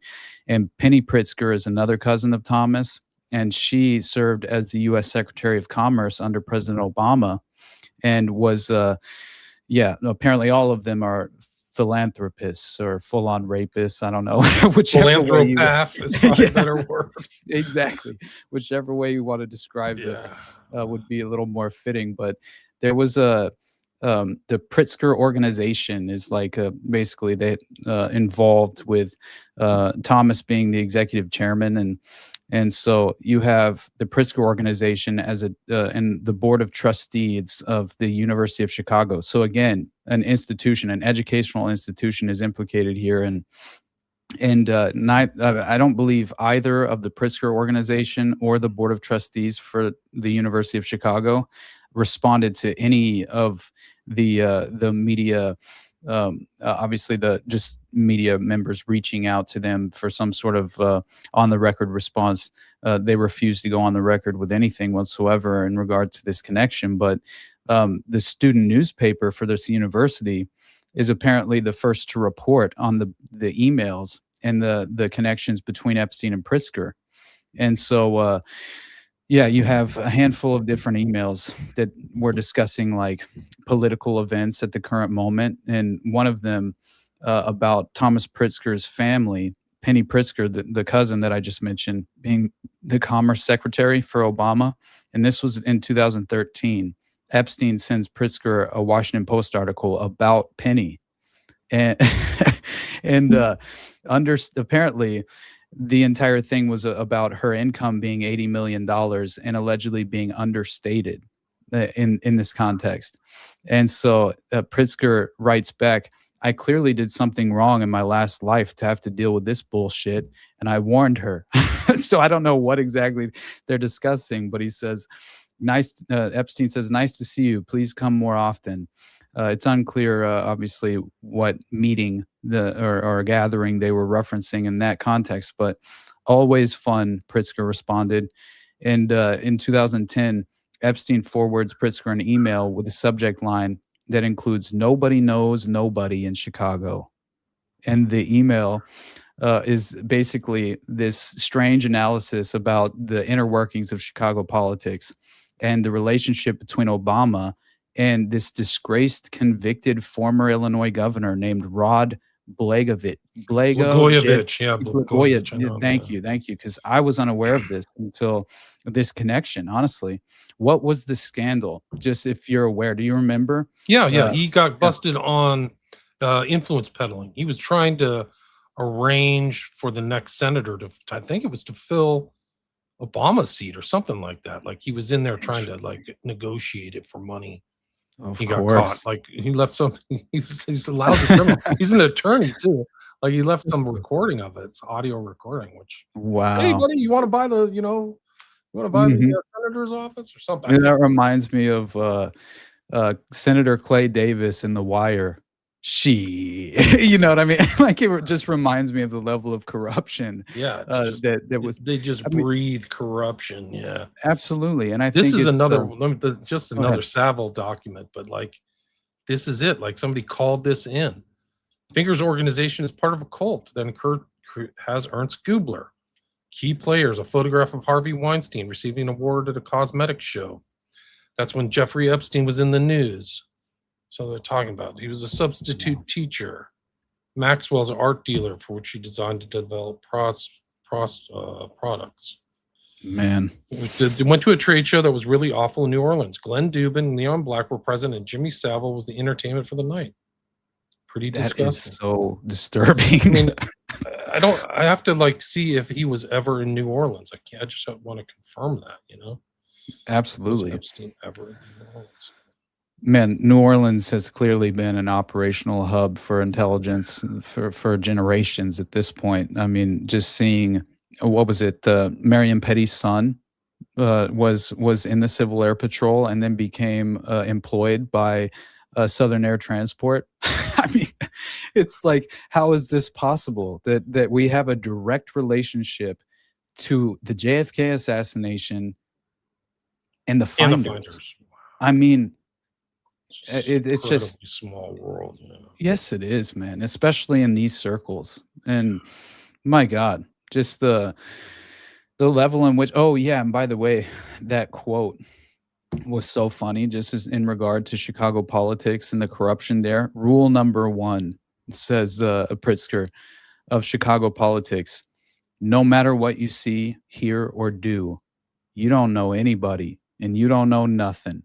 P.S. If you pass this on to your friends, don't forget, you know nothing and they will know nothing. It's obvious that yeah, this is just the way in which they kind of reassure themselves and you know, follow the path of silence in terms of sign of silence, just like Jeff Exactly. Staley was making when he went into jail or 100%. court. He's like, right. stay silent, guys. Nobody talks. Everybody lives. People who talk die. That's crazy. Just like Did that Paul guy Harford. I don't know if I don't think he had a criminal complaint, but a lot of these guys paid out millions of dollars, and we don't know the civil suits because the civil litigation file that I sent you, those are just like a drop in the bucket. Those are the ones that were put in the files for some reason. My God. But you can imagine all the civil litigation that's going. Some of those law firms are devoted to dealing with kids who've been sexually abused, whether it's the Catholic Church or in porn or whatever. Mhm. And so imagine their files. They must be incredible. Oh man, just that Dershowitz Dershowitz correspondence, was bad. that you had sent me. I think it was more toward the top of the civil suits, and my God, I'm just reading through it about this alleged rape and sexual assault, and I believed every word. I mean, I just can't don't you imagine think a it rings world. true? How The other thing hell is could you these make that lawyers up? are mandated to put that there's other things they're going to the FBI, you know? Yeah, It's like, oh, I got to go to the FBI. right. They're like, oh yeah, the one with him is like, this is the most violent, horrible thing I've ever read. What does he say? In my life as a 27 years as an attorney or something like that, right? Oh my God. Yeah, isn't that the one? Oh yeah. Yeah. The history my client shares with your client, Jeffrey Epstein, is hands down the worst case of sexual depravity and misconduct I've come across in all of my 27 years of representing victims of sexual assault and harassment. It is the sort of conduct that makes the blood boil and stomach churn of any decent person. Exactly. That's so Alan Dershowitz knew this in 2019. Somebody's sending him this. I'm assuming Yeah. he read it. So The if he read, vanguard of snuff. right, so then people are putting him like inviting him on shows. Yeah. Like he's on CBS. Like To that's your debate, news like, guy? Yeah. And to do things He's like part of the network. He's part of the Epstein network. exactly. And to do things like debate age of consent and I mean with people like Michael Tracy, my God, you know, it's just these usual suspects that reek of being very much members of the pedophile occupied government and just kind of their mouthpieces of protection, because they do seem to be the pedophile protectors and vanguard of these very strange sadistic techniques of abuse. And I mean, Sure for do. generations, man, you know, Of getting me convicted, but they can This is like one of the most remarkable clips ever. Like if you decipher this, you have some kind of like totem of feminism who invented rape fantasies and was whacked. That's this person wearing suspenders. right. Like she should be in a mental institution. Mhm. And then you have Buckley, who's a member of Skull and Bones, who like his real preference was like dudes, like according to Crazy Days and Nights. Oh, you got to kind of take the crazy. Hey, Howard Hunt was William F. Buckley Jr.'s godfather. Like You can't even write this. small circles, man. It's just Small fascinating. circles. Well, listen to this whole clip though. It's really, and then you've got Dirt, like they're mentioning Dersh and snuff films. of getting me convicted, but they can try. But the film I can keep making money from, that's There is a protected. great deal of evidence to demonstrate, probably more evidence on this side than on the other side, that exposure to what you call pornography, if anything, inhibits illegal sex conduct. No, that is, but there I is would a like lot of to learning to speak that to effect. what happens to a woman who has been raped and the rape has been filmed and the films are being sold. Just that. This is a very interesting point. I had a debate with Alan Dershowitz at the Harvard Law School 3 or 4 years ago, and he was taking the flat-out pill position. You can't censor anything. Flat out pell position. Yeah. And I said, well, what about a snuff film? Do you know what that is? People get killed. That is actually, it's never been proved there is. Yes, it has been proved there are snuff films. I can tell you two off the top of my head, which is those two crazies in California, Leonard Lake and Richard Ng, I Right. think, film Yep. snuff films, and Luke Minotta. He did the like One Psycho, and he filmed him killing the dude. Those are just ones we know of. Like I don't know what's in the underground, or whatever. Wait, never mind. And though he kind of didn't like that. Well, he said, it would be all right. You would have to protect a snuff film that was made abroad, because then the murder would not be something that had been, so to speak, licensed deliberately in America. I thought that a high form of sophism. To say it's okay to show films of people getting killed as long as you kill them outside the continental limit. You ever look at That is insane. Yeah, he and Howard Hunt were like best buddies. I mean, they Mhm. both worked, I think, in the CIA office in Mexico, which was, Yeah. He I think, said at that one time the number one largest, office of the CIA. just so happened to be where the Oswald impersonator was showing up as well, near the Russian embassy down there. But Just a coincidence. just Come a on. coincidence. And it turns out it was William Buckley that he said it was at the Mexico CIA station that basically he was recruited by Howard Hunt to be an asset on behalf of, I believe he was a Mockingbird media asset, obviously. But William, can I let my dog out real quick? Yeah, of Do you course. mind? Yeah. I'm I'll going to be start right looking back. at the comments. People are chatting like crazy. Awesome. Thank you. Let's see. Thanks for everybody. We're at like 350 live listeners on multiple sites. So I streamed to 6, and then I think Austin's streaming to 2. Just finishing up the cast. Yeah, I saw that. Austin was with Brad Binkley recently. Hey, Retardo Genio, always fire. Thanks. Good evening, everybody. Parapsychology. I do have a file on that. Like, there's a lot of mind control. He knew NLP. He knew like trauma-based stuff. He was knowledgeable, at least writing on these emails about it. Going for 12 years. It won't be a forever war. Sure, of course. Yeah. Dentist in Delaware, take pressure off duty. Yeah, probably. Psychological element. Yeah, I mean, well, we can go into that. We're at the 90-minute mark right now. Yeah, the DuPont air raped like a 3-year-old, right?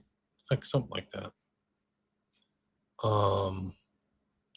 Art and moving around. Yeah, there was like other things in the files where people would take payment for trafficking with art, with antiques. That's my understanding. So yeah. Like Camarneal. Sickos have their own secret codes. They sure do. Yeah, they have all kinds of codes. And some of the stuff hasn't been deciphered yet. We don't know. We don't know some of the secret codes. But I've learned some. Shrimp, grape soda, gang rape.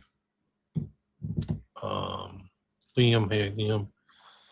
Epstein attended Interlochen as a kid. The cycle continues. Yeah, and there's like stuff that he told somebody. I read this recently. I have to confirm it, but he told somebody he was abused as a kid, like by an uncle.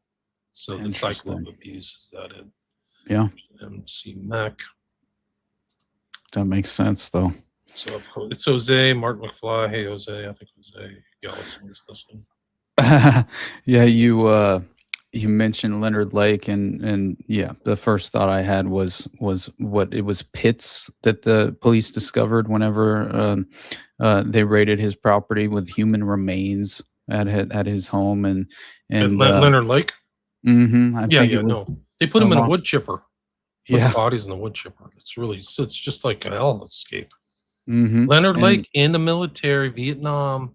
Man, sealed files as usual. the same story. Yeah. Exactly. Yeah. And video cassettes involving humiliation and torture, rape, and obviously the snuff filmed homicide and death of several female victims.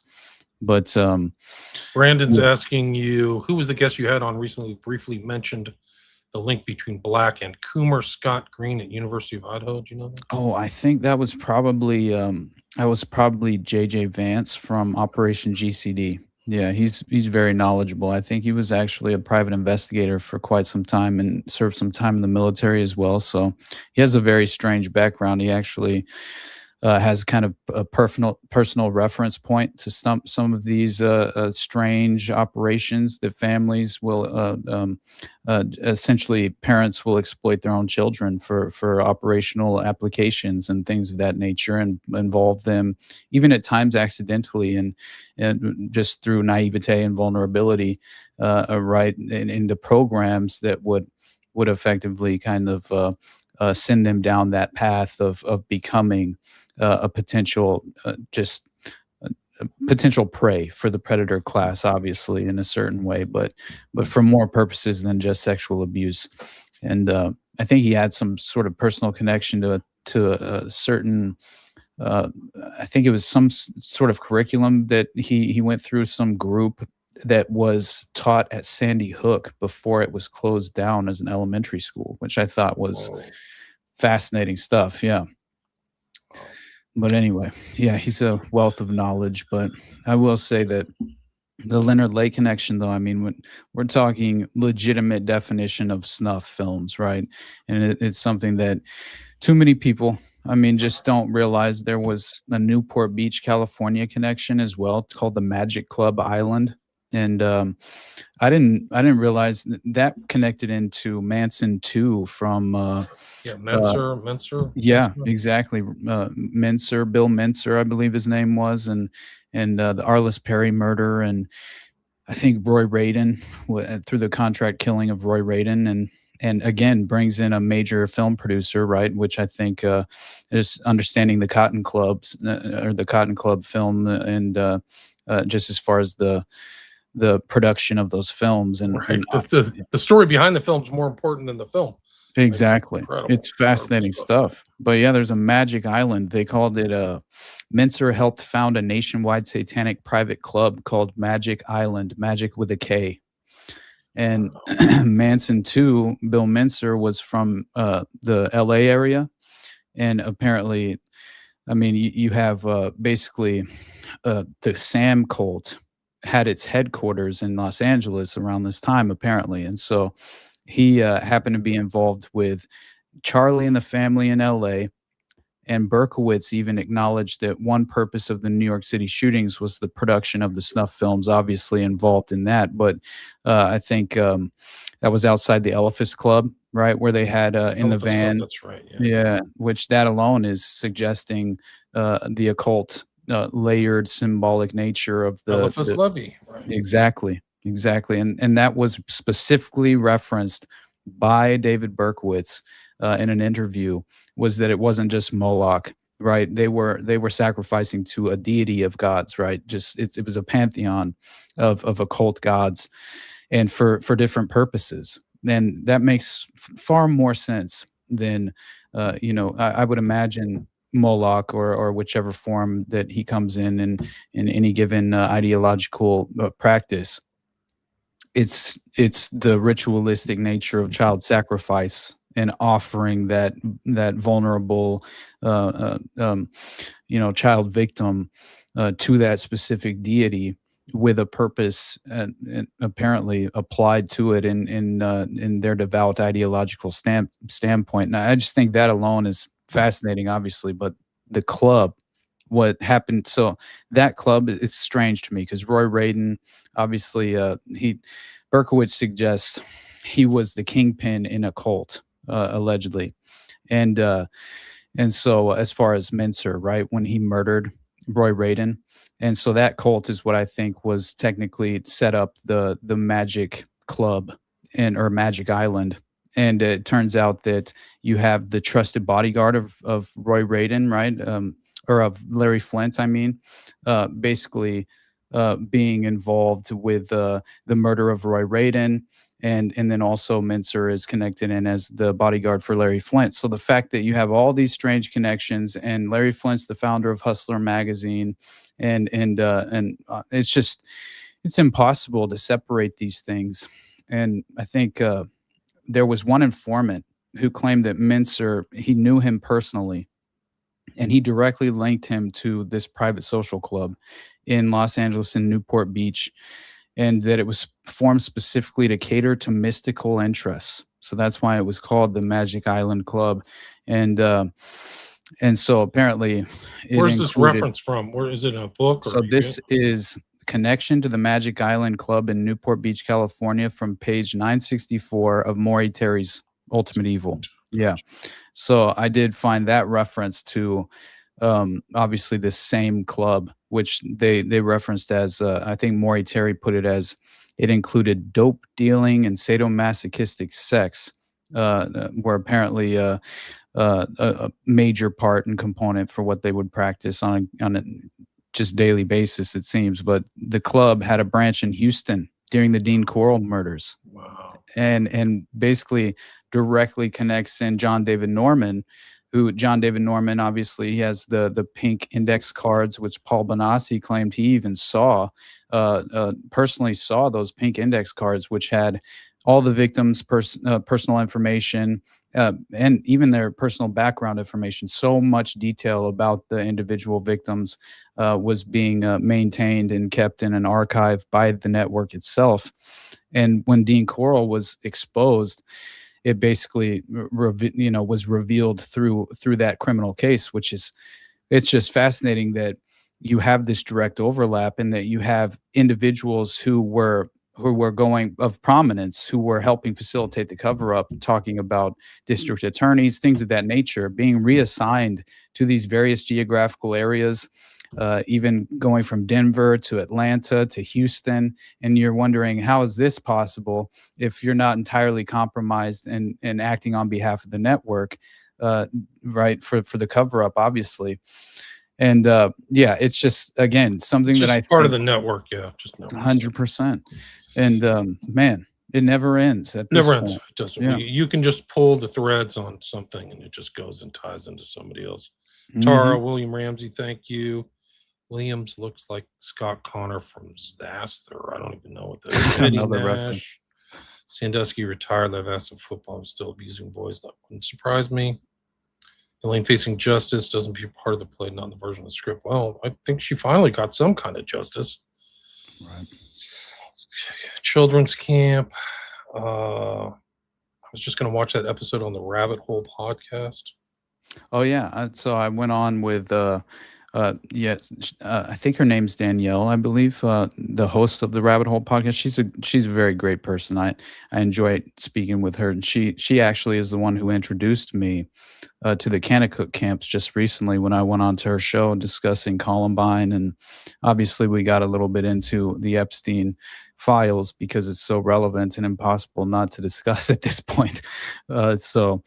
But yeah, that's sort of how we got into a little bit of an emotional moment because we just clearly were bogged down in being overexposed to some of these details, and it's just never ending when it comes down to the emotional impact and overall effect of when you climb back out of that proverbial rabbit hole and try and put the pieces of your life back together in a way that makes sense and can somehow internalize and make sense of what you just exposed yourself to.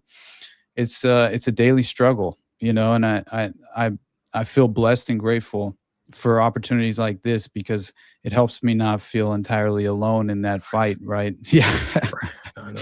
Let me get through these. Go ahead, brother. Said to Tara, sad to think the victims. Yeah, there's some of the testimonies are in there in the civil litigation file. We didn't get to it, but I sent it to Austin. Tara says hi to Austin. Passio told him, do your worst and laughed him. He was in the Church of Satan. G Enterprise.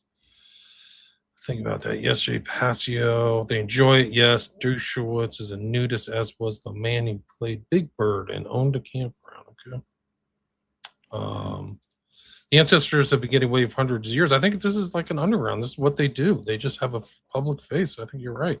There's something they're carrying, like the weird stuff, the cannibalism and ritual stuff. There has to be some kind of like network or something. I don't know what's going on. Yeah. Adelson took over the Lansky operation in Vegas directly. Not surprising at all. Vegas is a dump. Fun time. Love you both. Thanks. Thanks for being here. Is it going to stop running pee until I die in the name of Jesus Christ on my lips? I don't care anymore. And I don't care, Tara. I feel the same way. I'm going to repost stuff just forever. Like I'm not letting it go. Uncle Ted, hey, just mentioned you. Oh yeah, I didn't finish my thought with Uncle Ted. It was very brief, just to make that final point. Was that he made the statement, and it makes a lot of sense. That basically the money profited off of the sale of the Promise software by the Maxwell family helped with the seed funding for the Clinton Foundation, or provided even directly the seed funding for the Clinton Foundation was the sale of the Promise software. I don't know exactly what transaction that he was suggesting, but either way, it's worth looking into. I'm not entirely certain if that's true, but I did find it very interesting and definitely something that could be plausible enough to consider is the point. But I'll have to check back on and follow back down that thread just a little bit more for myself. But anyway. Yeah, Osborne, can't believe this channel doesn't have more viewers. You can share it. Share the show. I mean, the best way for advertising is people share the stuff that they think is worthwhile on their social media. It's free. I mean, my YouTube channels, they don't reflect how many people, because I was taken off of YouTube for 4 years. I just got my stuff back in October, so it doesn't tally. Like, it's weird too for me to be on X because I'm not censored. I'm so used to being censored, Right. But like I actually can see growth in people like watching stuff. So it's refreshing. It probably will change once, I don't know what's going to happen in the midterms, but I mean, I think the Republicans are going to get swept because of all this stuff. So they're doing their best. I know that much. As far as, I can't imagine the overall sentiment being that this is the answer to continue down this path, and I would imagine there will be fallout politically speaking and consequences to these major scandals. And that notion of you can't switch horse midstream or whatever George Bush Jr. said back in the day. I think that was him. I can't remember, but just either way. It doesn't apply anymore in terms of, I think that people are very much just overall exhausted in terms of these regime change operations and these forever wars. I just can't see a world in which this doesn't fall in a very negative way in the subconscious minds of the vast majority. Yeah, no. Yeah. Well, I think they just try to atomize people. Like the loneliness people feel is intentional. It's an intentional top-down behavioral, psychology approach. They don't. Absolutely. Most people are pissed. You pay way too much in taxes. A lot of it's stolen, and it's just the country's going down the tubes. It's just that simple. Good evening, Buddha. Hey, welcome. Your favorite uncle. It's one big club. That's right. Guy was a pro actor. Day tripping. Let's see. This mofo's got to go now. That looks like his blonde pilot girlfriend. Marcin Kova was a lot taller. So, I mean, I showed that picture of the young girl. She didn't look like her, but maybe. Mountbatten, she sure did do stuff with boys. Favorite uncle. Roy, attorney for Studio 54, free Coke Den. Yes, yeah, that's very true. That made all his money got over because his own version of Promise and the Ring contract. I wouldn't be surprised. Inside info, they're all doing it. Tara, way to go, Austin and William Ramsey. Yep, thanks for joining us. Didn't know about Cone. Yeah, let's see. I can't even know. Thanks for the $20, Jules. Thank you. Two of my favorite legends of the game. I got you both on my tinfoil hat, Mount Kushmar. Yes, we've both been on there. I should probably reach out to. I think I know a lot about Epstein at this point. I should reach out to. Oh man, Sammy boy. Sam, yeah. Yeah. Shabbat Shalom, sure, whatever. Whatever you say. Yeah. Any time in history that wasn't awful. Well, I don't know. There's some people that are pretty good. So it does happen. You do get leaders, but the U.S. is on like a downward spiral of degeneracy. 100%. Yes. Man, they used to have to make a pretense of Christianity. So like they would, used to, now it's all taken out of the public square or something. Like it's just not even like moral. Like it's just not even there. No. Epstein's a poster child. Of course he is. Of course he is. Mm-hmm. I'm almost done. Let's see. Oh, you're good. I can't, there's so many commenters, guys. It's hard for me to say hi to everybody, but I appreciate all the comments. People can check it out on YouTube, research and read them. Some people are confused because I have 3 channels. All the info data comes into me from Austin's channels, my 6 channels. And so you kind of, to see all the comments, you'd have to bounce between my 3 YouTube channels and Rumble to see it all. So it's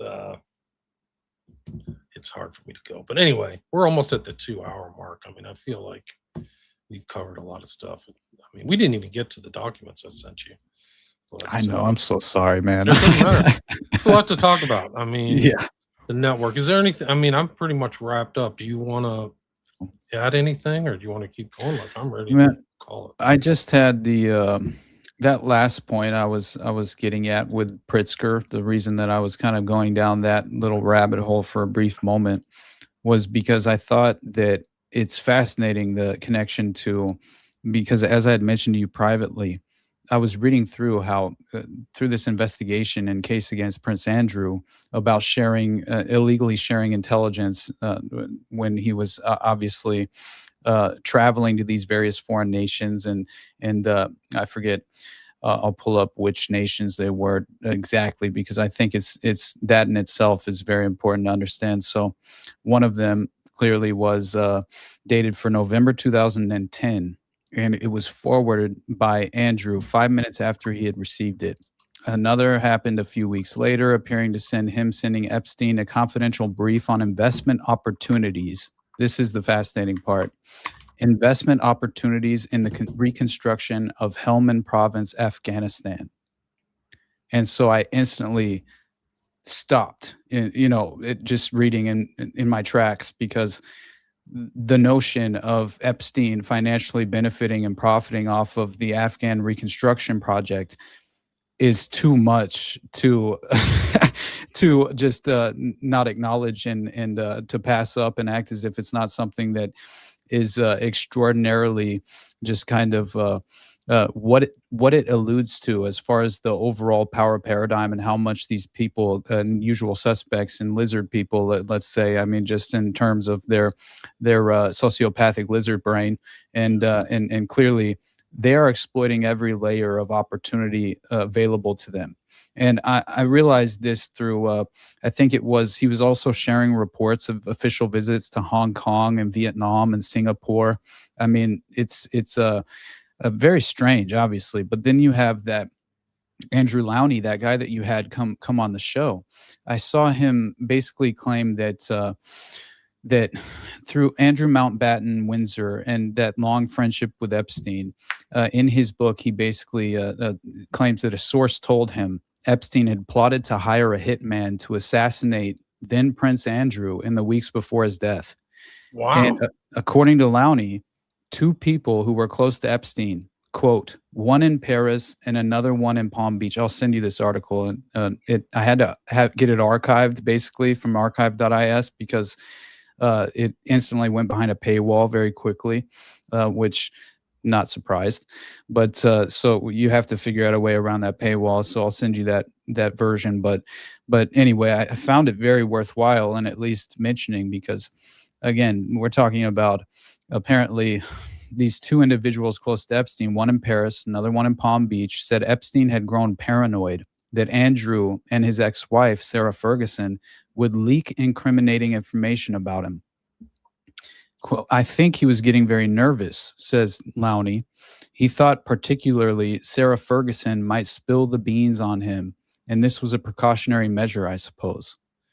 So, Wow. Crazy. Yeah. There's talk of like him and his doctor talking about like Delta forces and Green Beret stuff. Oh, yeah. Like, There's a quote that Epstein had been in talks with a notorious UK sniper for hire. And Lowney says if Jeffrey hadn't died, which who knows at this point, the strange body double decoy. I mean, I'm not saying that he's alive. I just think I see why people are very much open to speculation on that fact is the only point I'm really making. Oh, and there's an additional context with as far as like connection to apparently Epstein's missing prostate.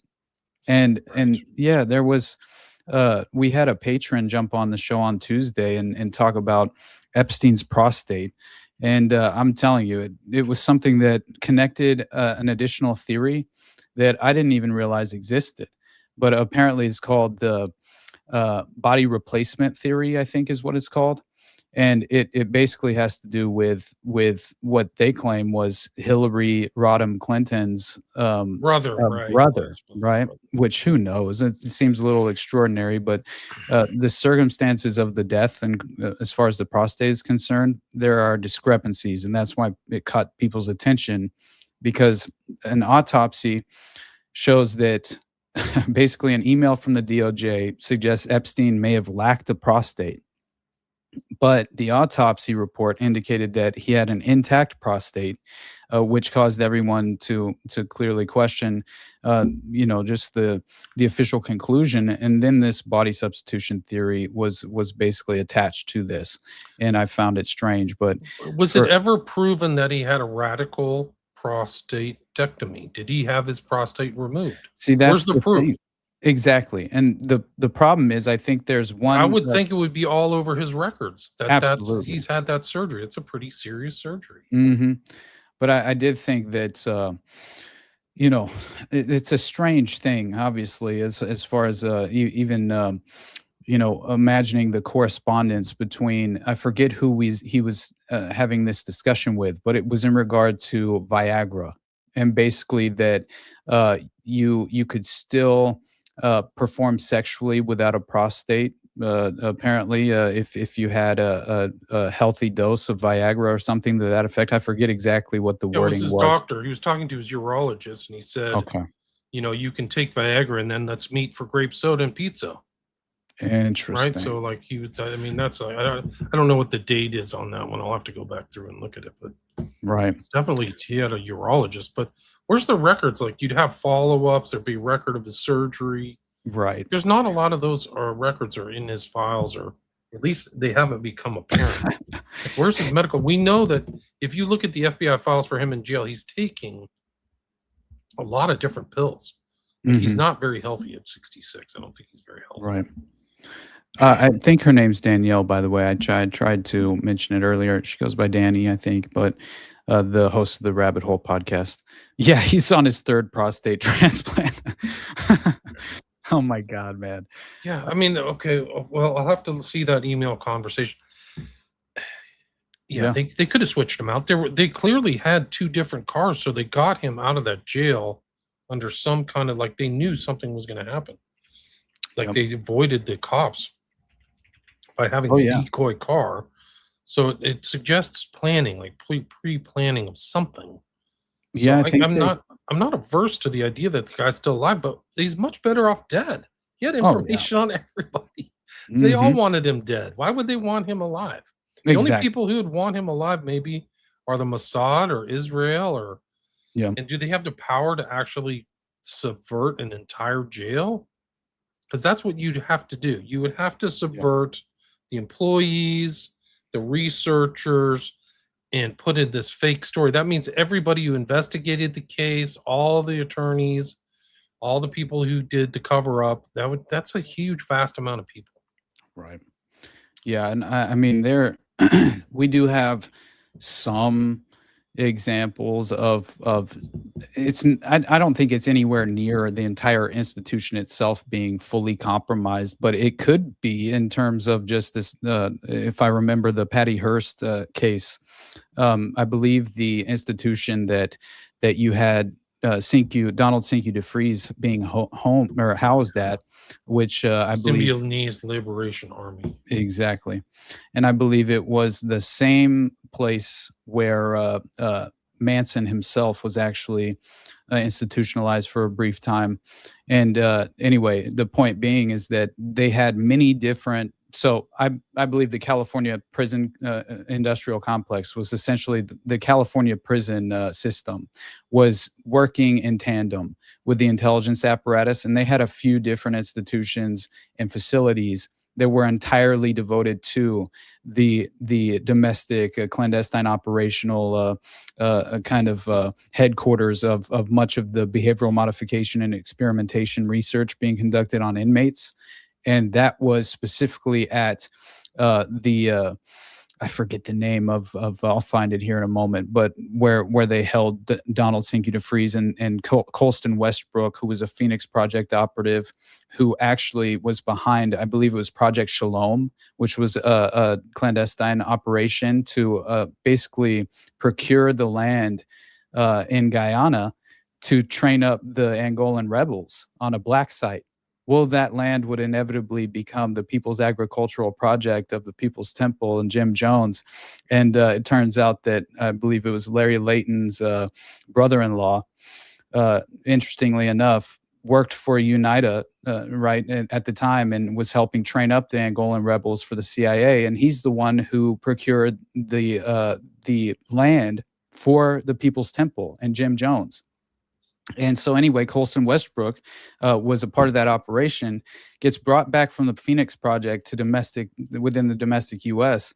and sets up at UC California, Berkeley as a professor, a fake professor, who then goes and entrenches and sets up basically an institutionalized pipeline to that major institution and facility housing Donald Cinque DeFries and experimenting on all of their inmates and having this crazy statistical anomaly of an extraordinary number of prison breaks, which apparently the story goes, it was actually the prison guards were on the take and compromised by the operation, and many of which were actually a part of the agency and obviously disguised as, guards within the prison itself. And they would perform the behavioral modification experimentation, and then they would basically allow them to escape and set them up with a bus pass and send them to all these different cities within the domestic U.S. to cause a major crisis, like a mass shooting or a school shooting, or this happened many times. And so the fact that they were able to kind of insulate themselves from ever even being overexposed in the public eye and still almost compromising an entire facility that's being ran by the state of California. It's possible, I guess, right? Yeah. But who knows? at Who this point. knows? Yeah, because Tim Well- McVeigh, I think, is dead too, right? Like these are loose ends that they want to tie off, in Yeah, my don't you opinion. think? I mean, Yeah. I mean, I think they got rid of Robert Maxwell too. So I Yeah. mean, these are like at a certain point, these people are causing too much problems, and that's what they're thinking. Like, okay, let's tie this end up. We're done. The operation's done, and we can put this guy to bed, a permanent nap, and we move forward. Find another one. Find the next Epstein. There's probably another 10 or 20 people like him around, which should 100%. scare everybody. Where can people find your work, Austin? All right, man. Yeah, so everybody just definitely subscribe to not just the YouTube, please subscribe to the Rumble as well. And definitely if you prefer Spotify or whichever podcasting platform you prefer to use, please subscribe to the channel as well, or my specific show, the Underclass Podcast, because I'm worried about future crackdown on just violating the First Amendment and free speech in general. I do think that we're in a moment where I don't think it will be too much time around the corner dystopian wise, as far as the pretext of utilizing anti-Semitism and various other taboo perspectives or subjects that can be interpreted loosely by many people, and then use it as a precedent to essentially silence content creators and people who are just trying to hold power accountable and prominent figures in that systematic structure. And I think that's a very terrifying prospect, because to see people who are very prominent and have major followings and huge platforms with resources at their disposal being brought up on defamation lawsuits because they had the willingness to interview a victim and tell the truth about a child abuse network, and then be threatened and intimidated by that sort of strategy. Now apply that to content creators with a much smaller channel, right? Who don't have those resources available to them to even imagine, standing up to some sort of threat of intimidation, like a major expensive lawsuit of some kind, just by telling the truth. And so that is a very real threat that we're facing. And I appreciate you more than you know, William. Honestly, I do. And I appreciate it. Man, thank you for allowing me to come on again. And, Yeah. And anytime we get to have a conversation, I feel like I'm all the better for it. So, Well, that'll be our conclude our 10th show. So we've done 10 shows. There's your logo, the Underclass with Austin Wade Picard and the Epstein Files.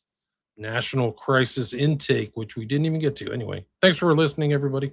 Really appreciate it. Share the show and have a great evening.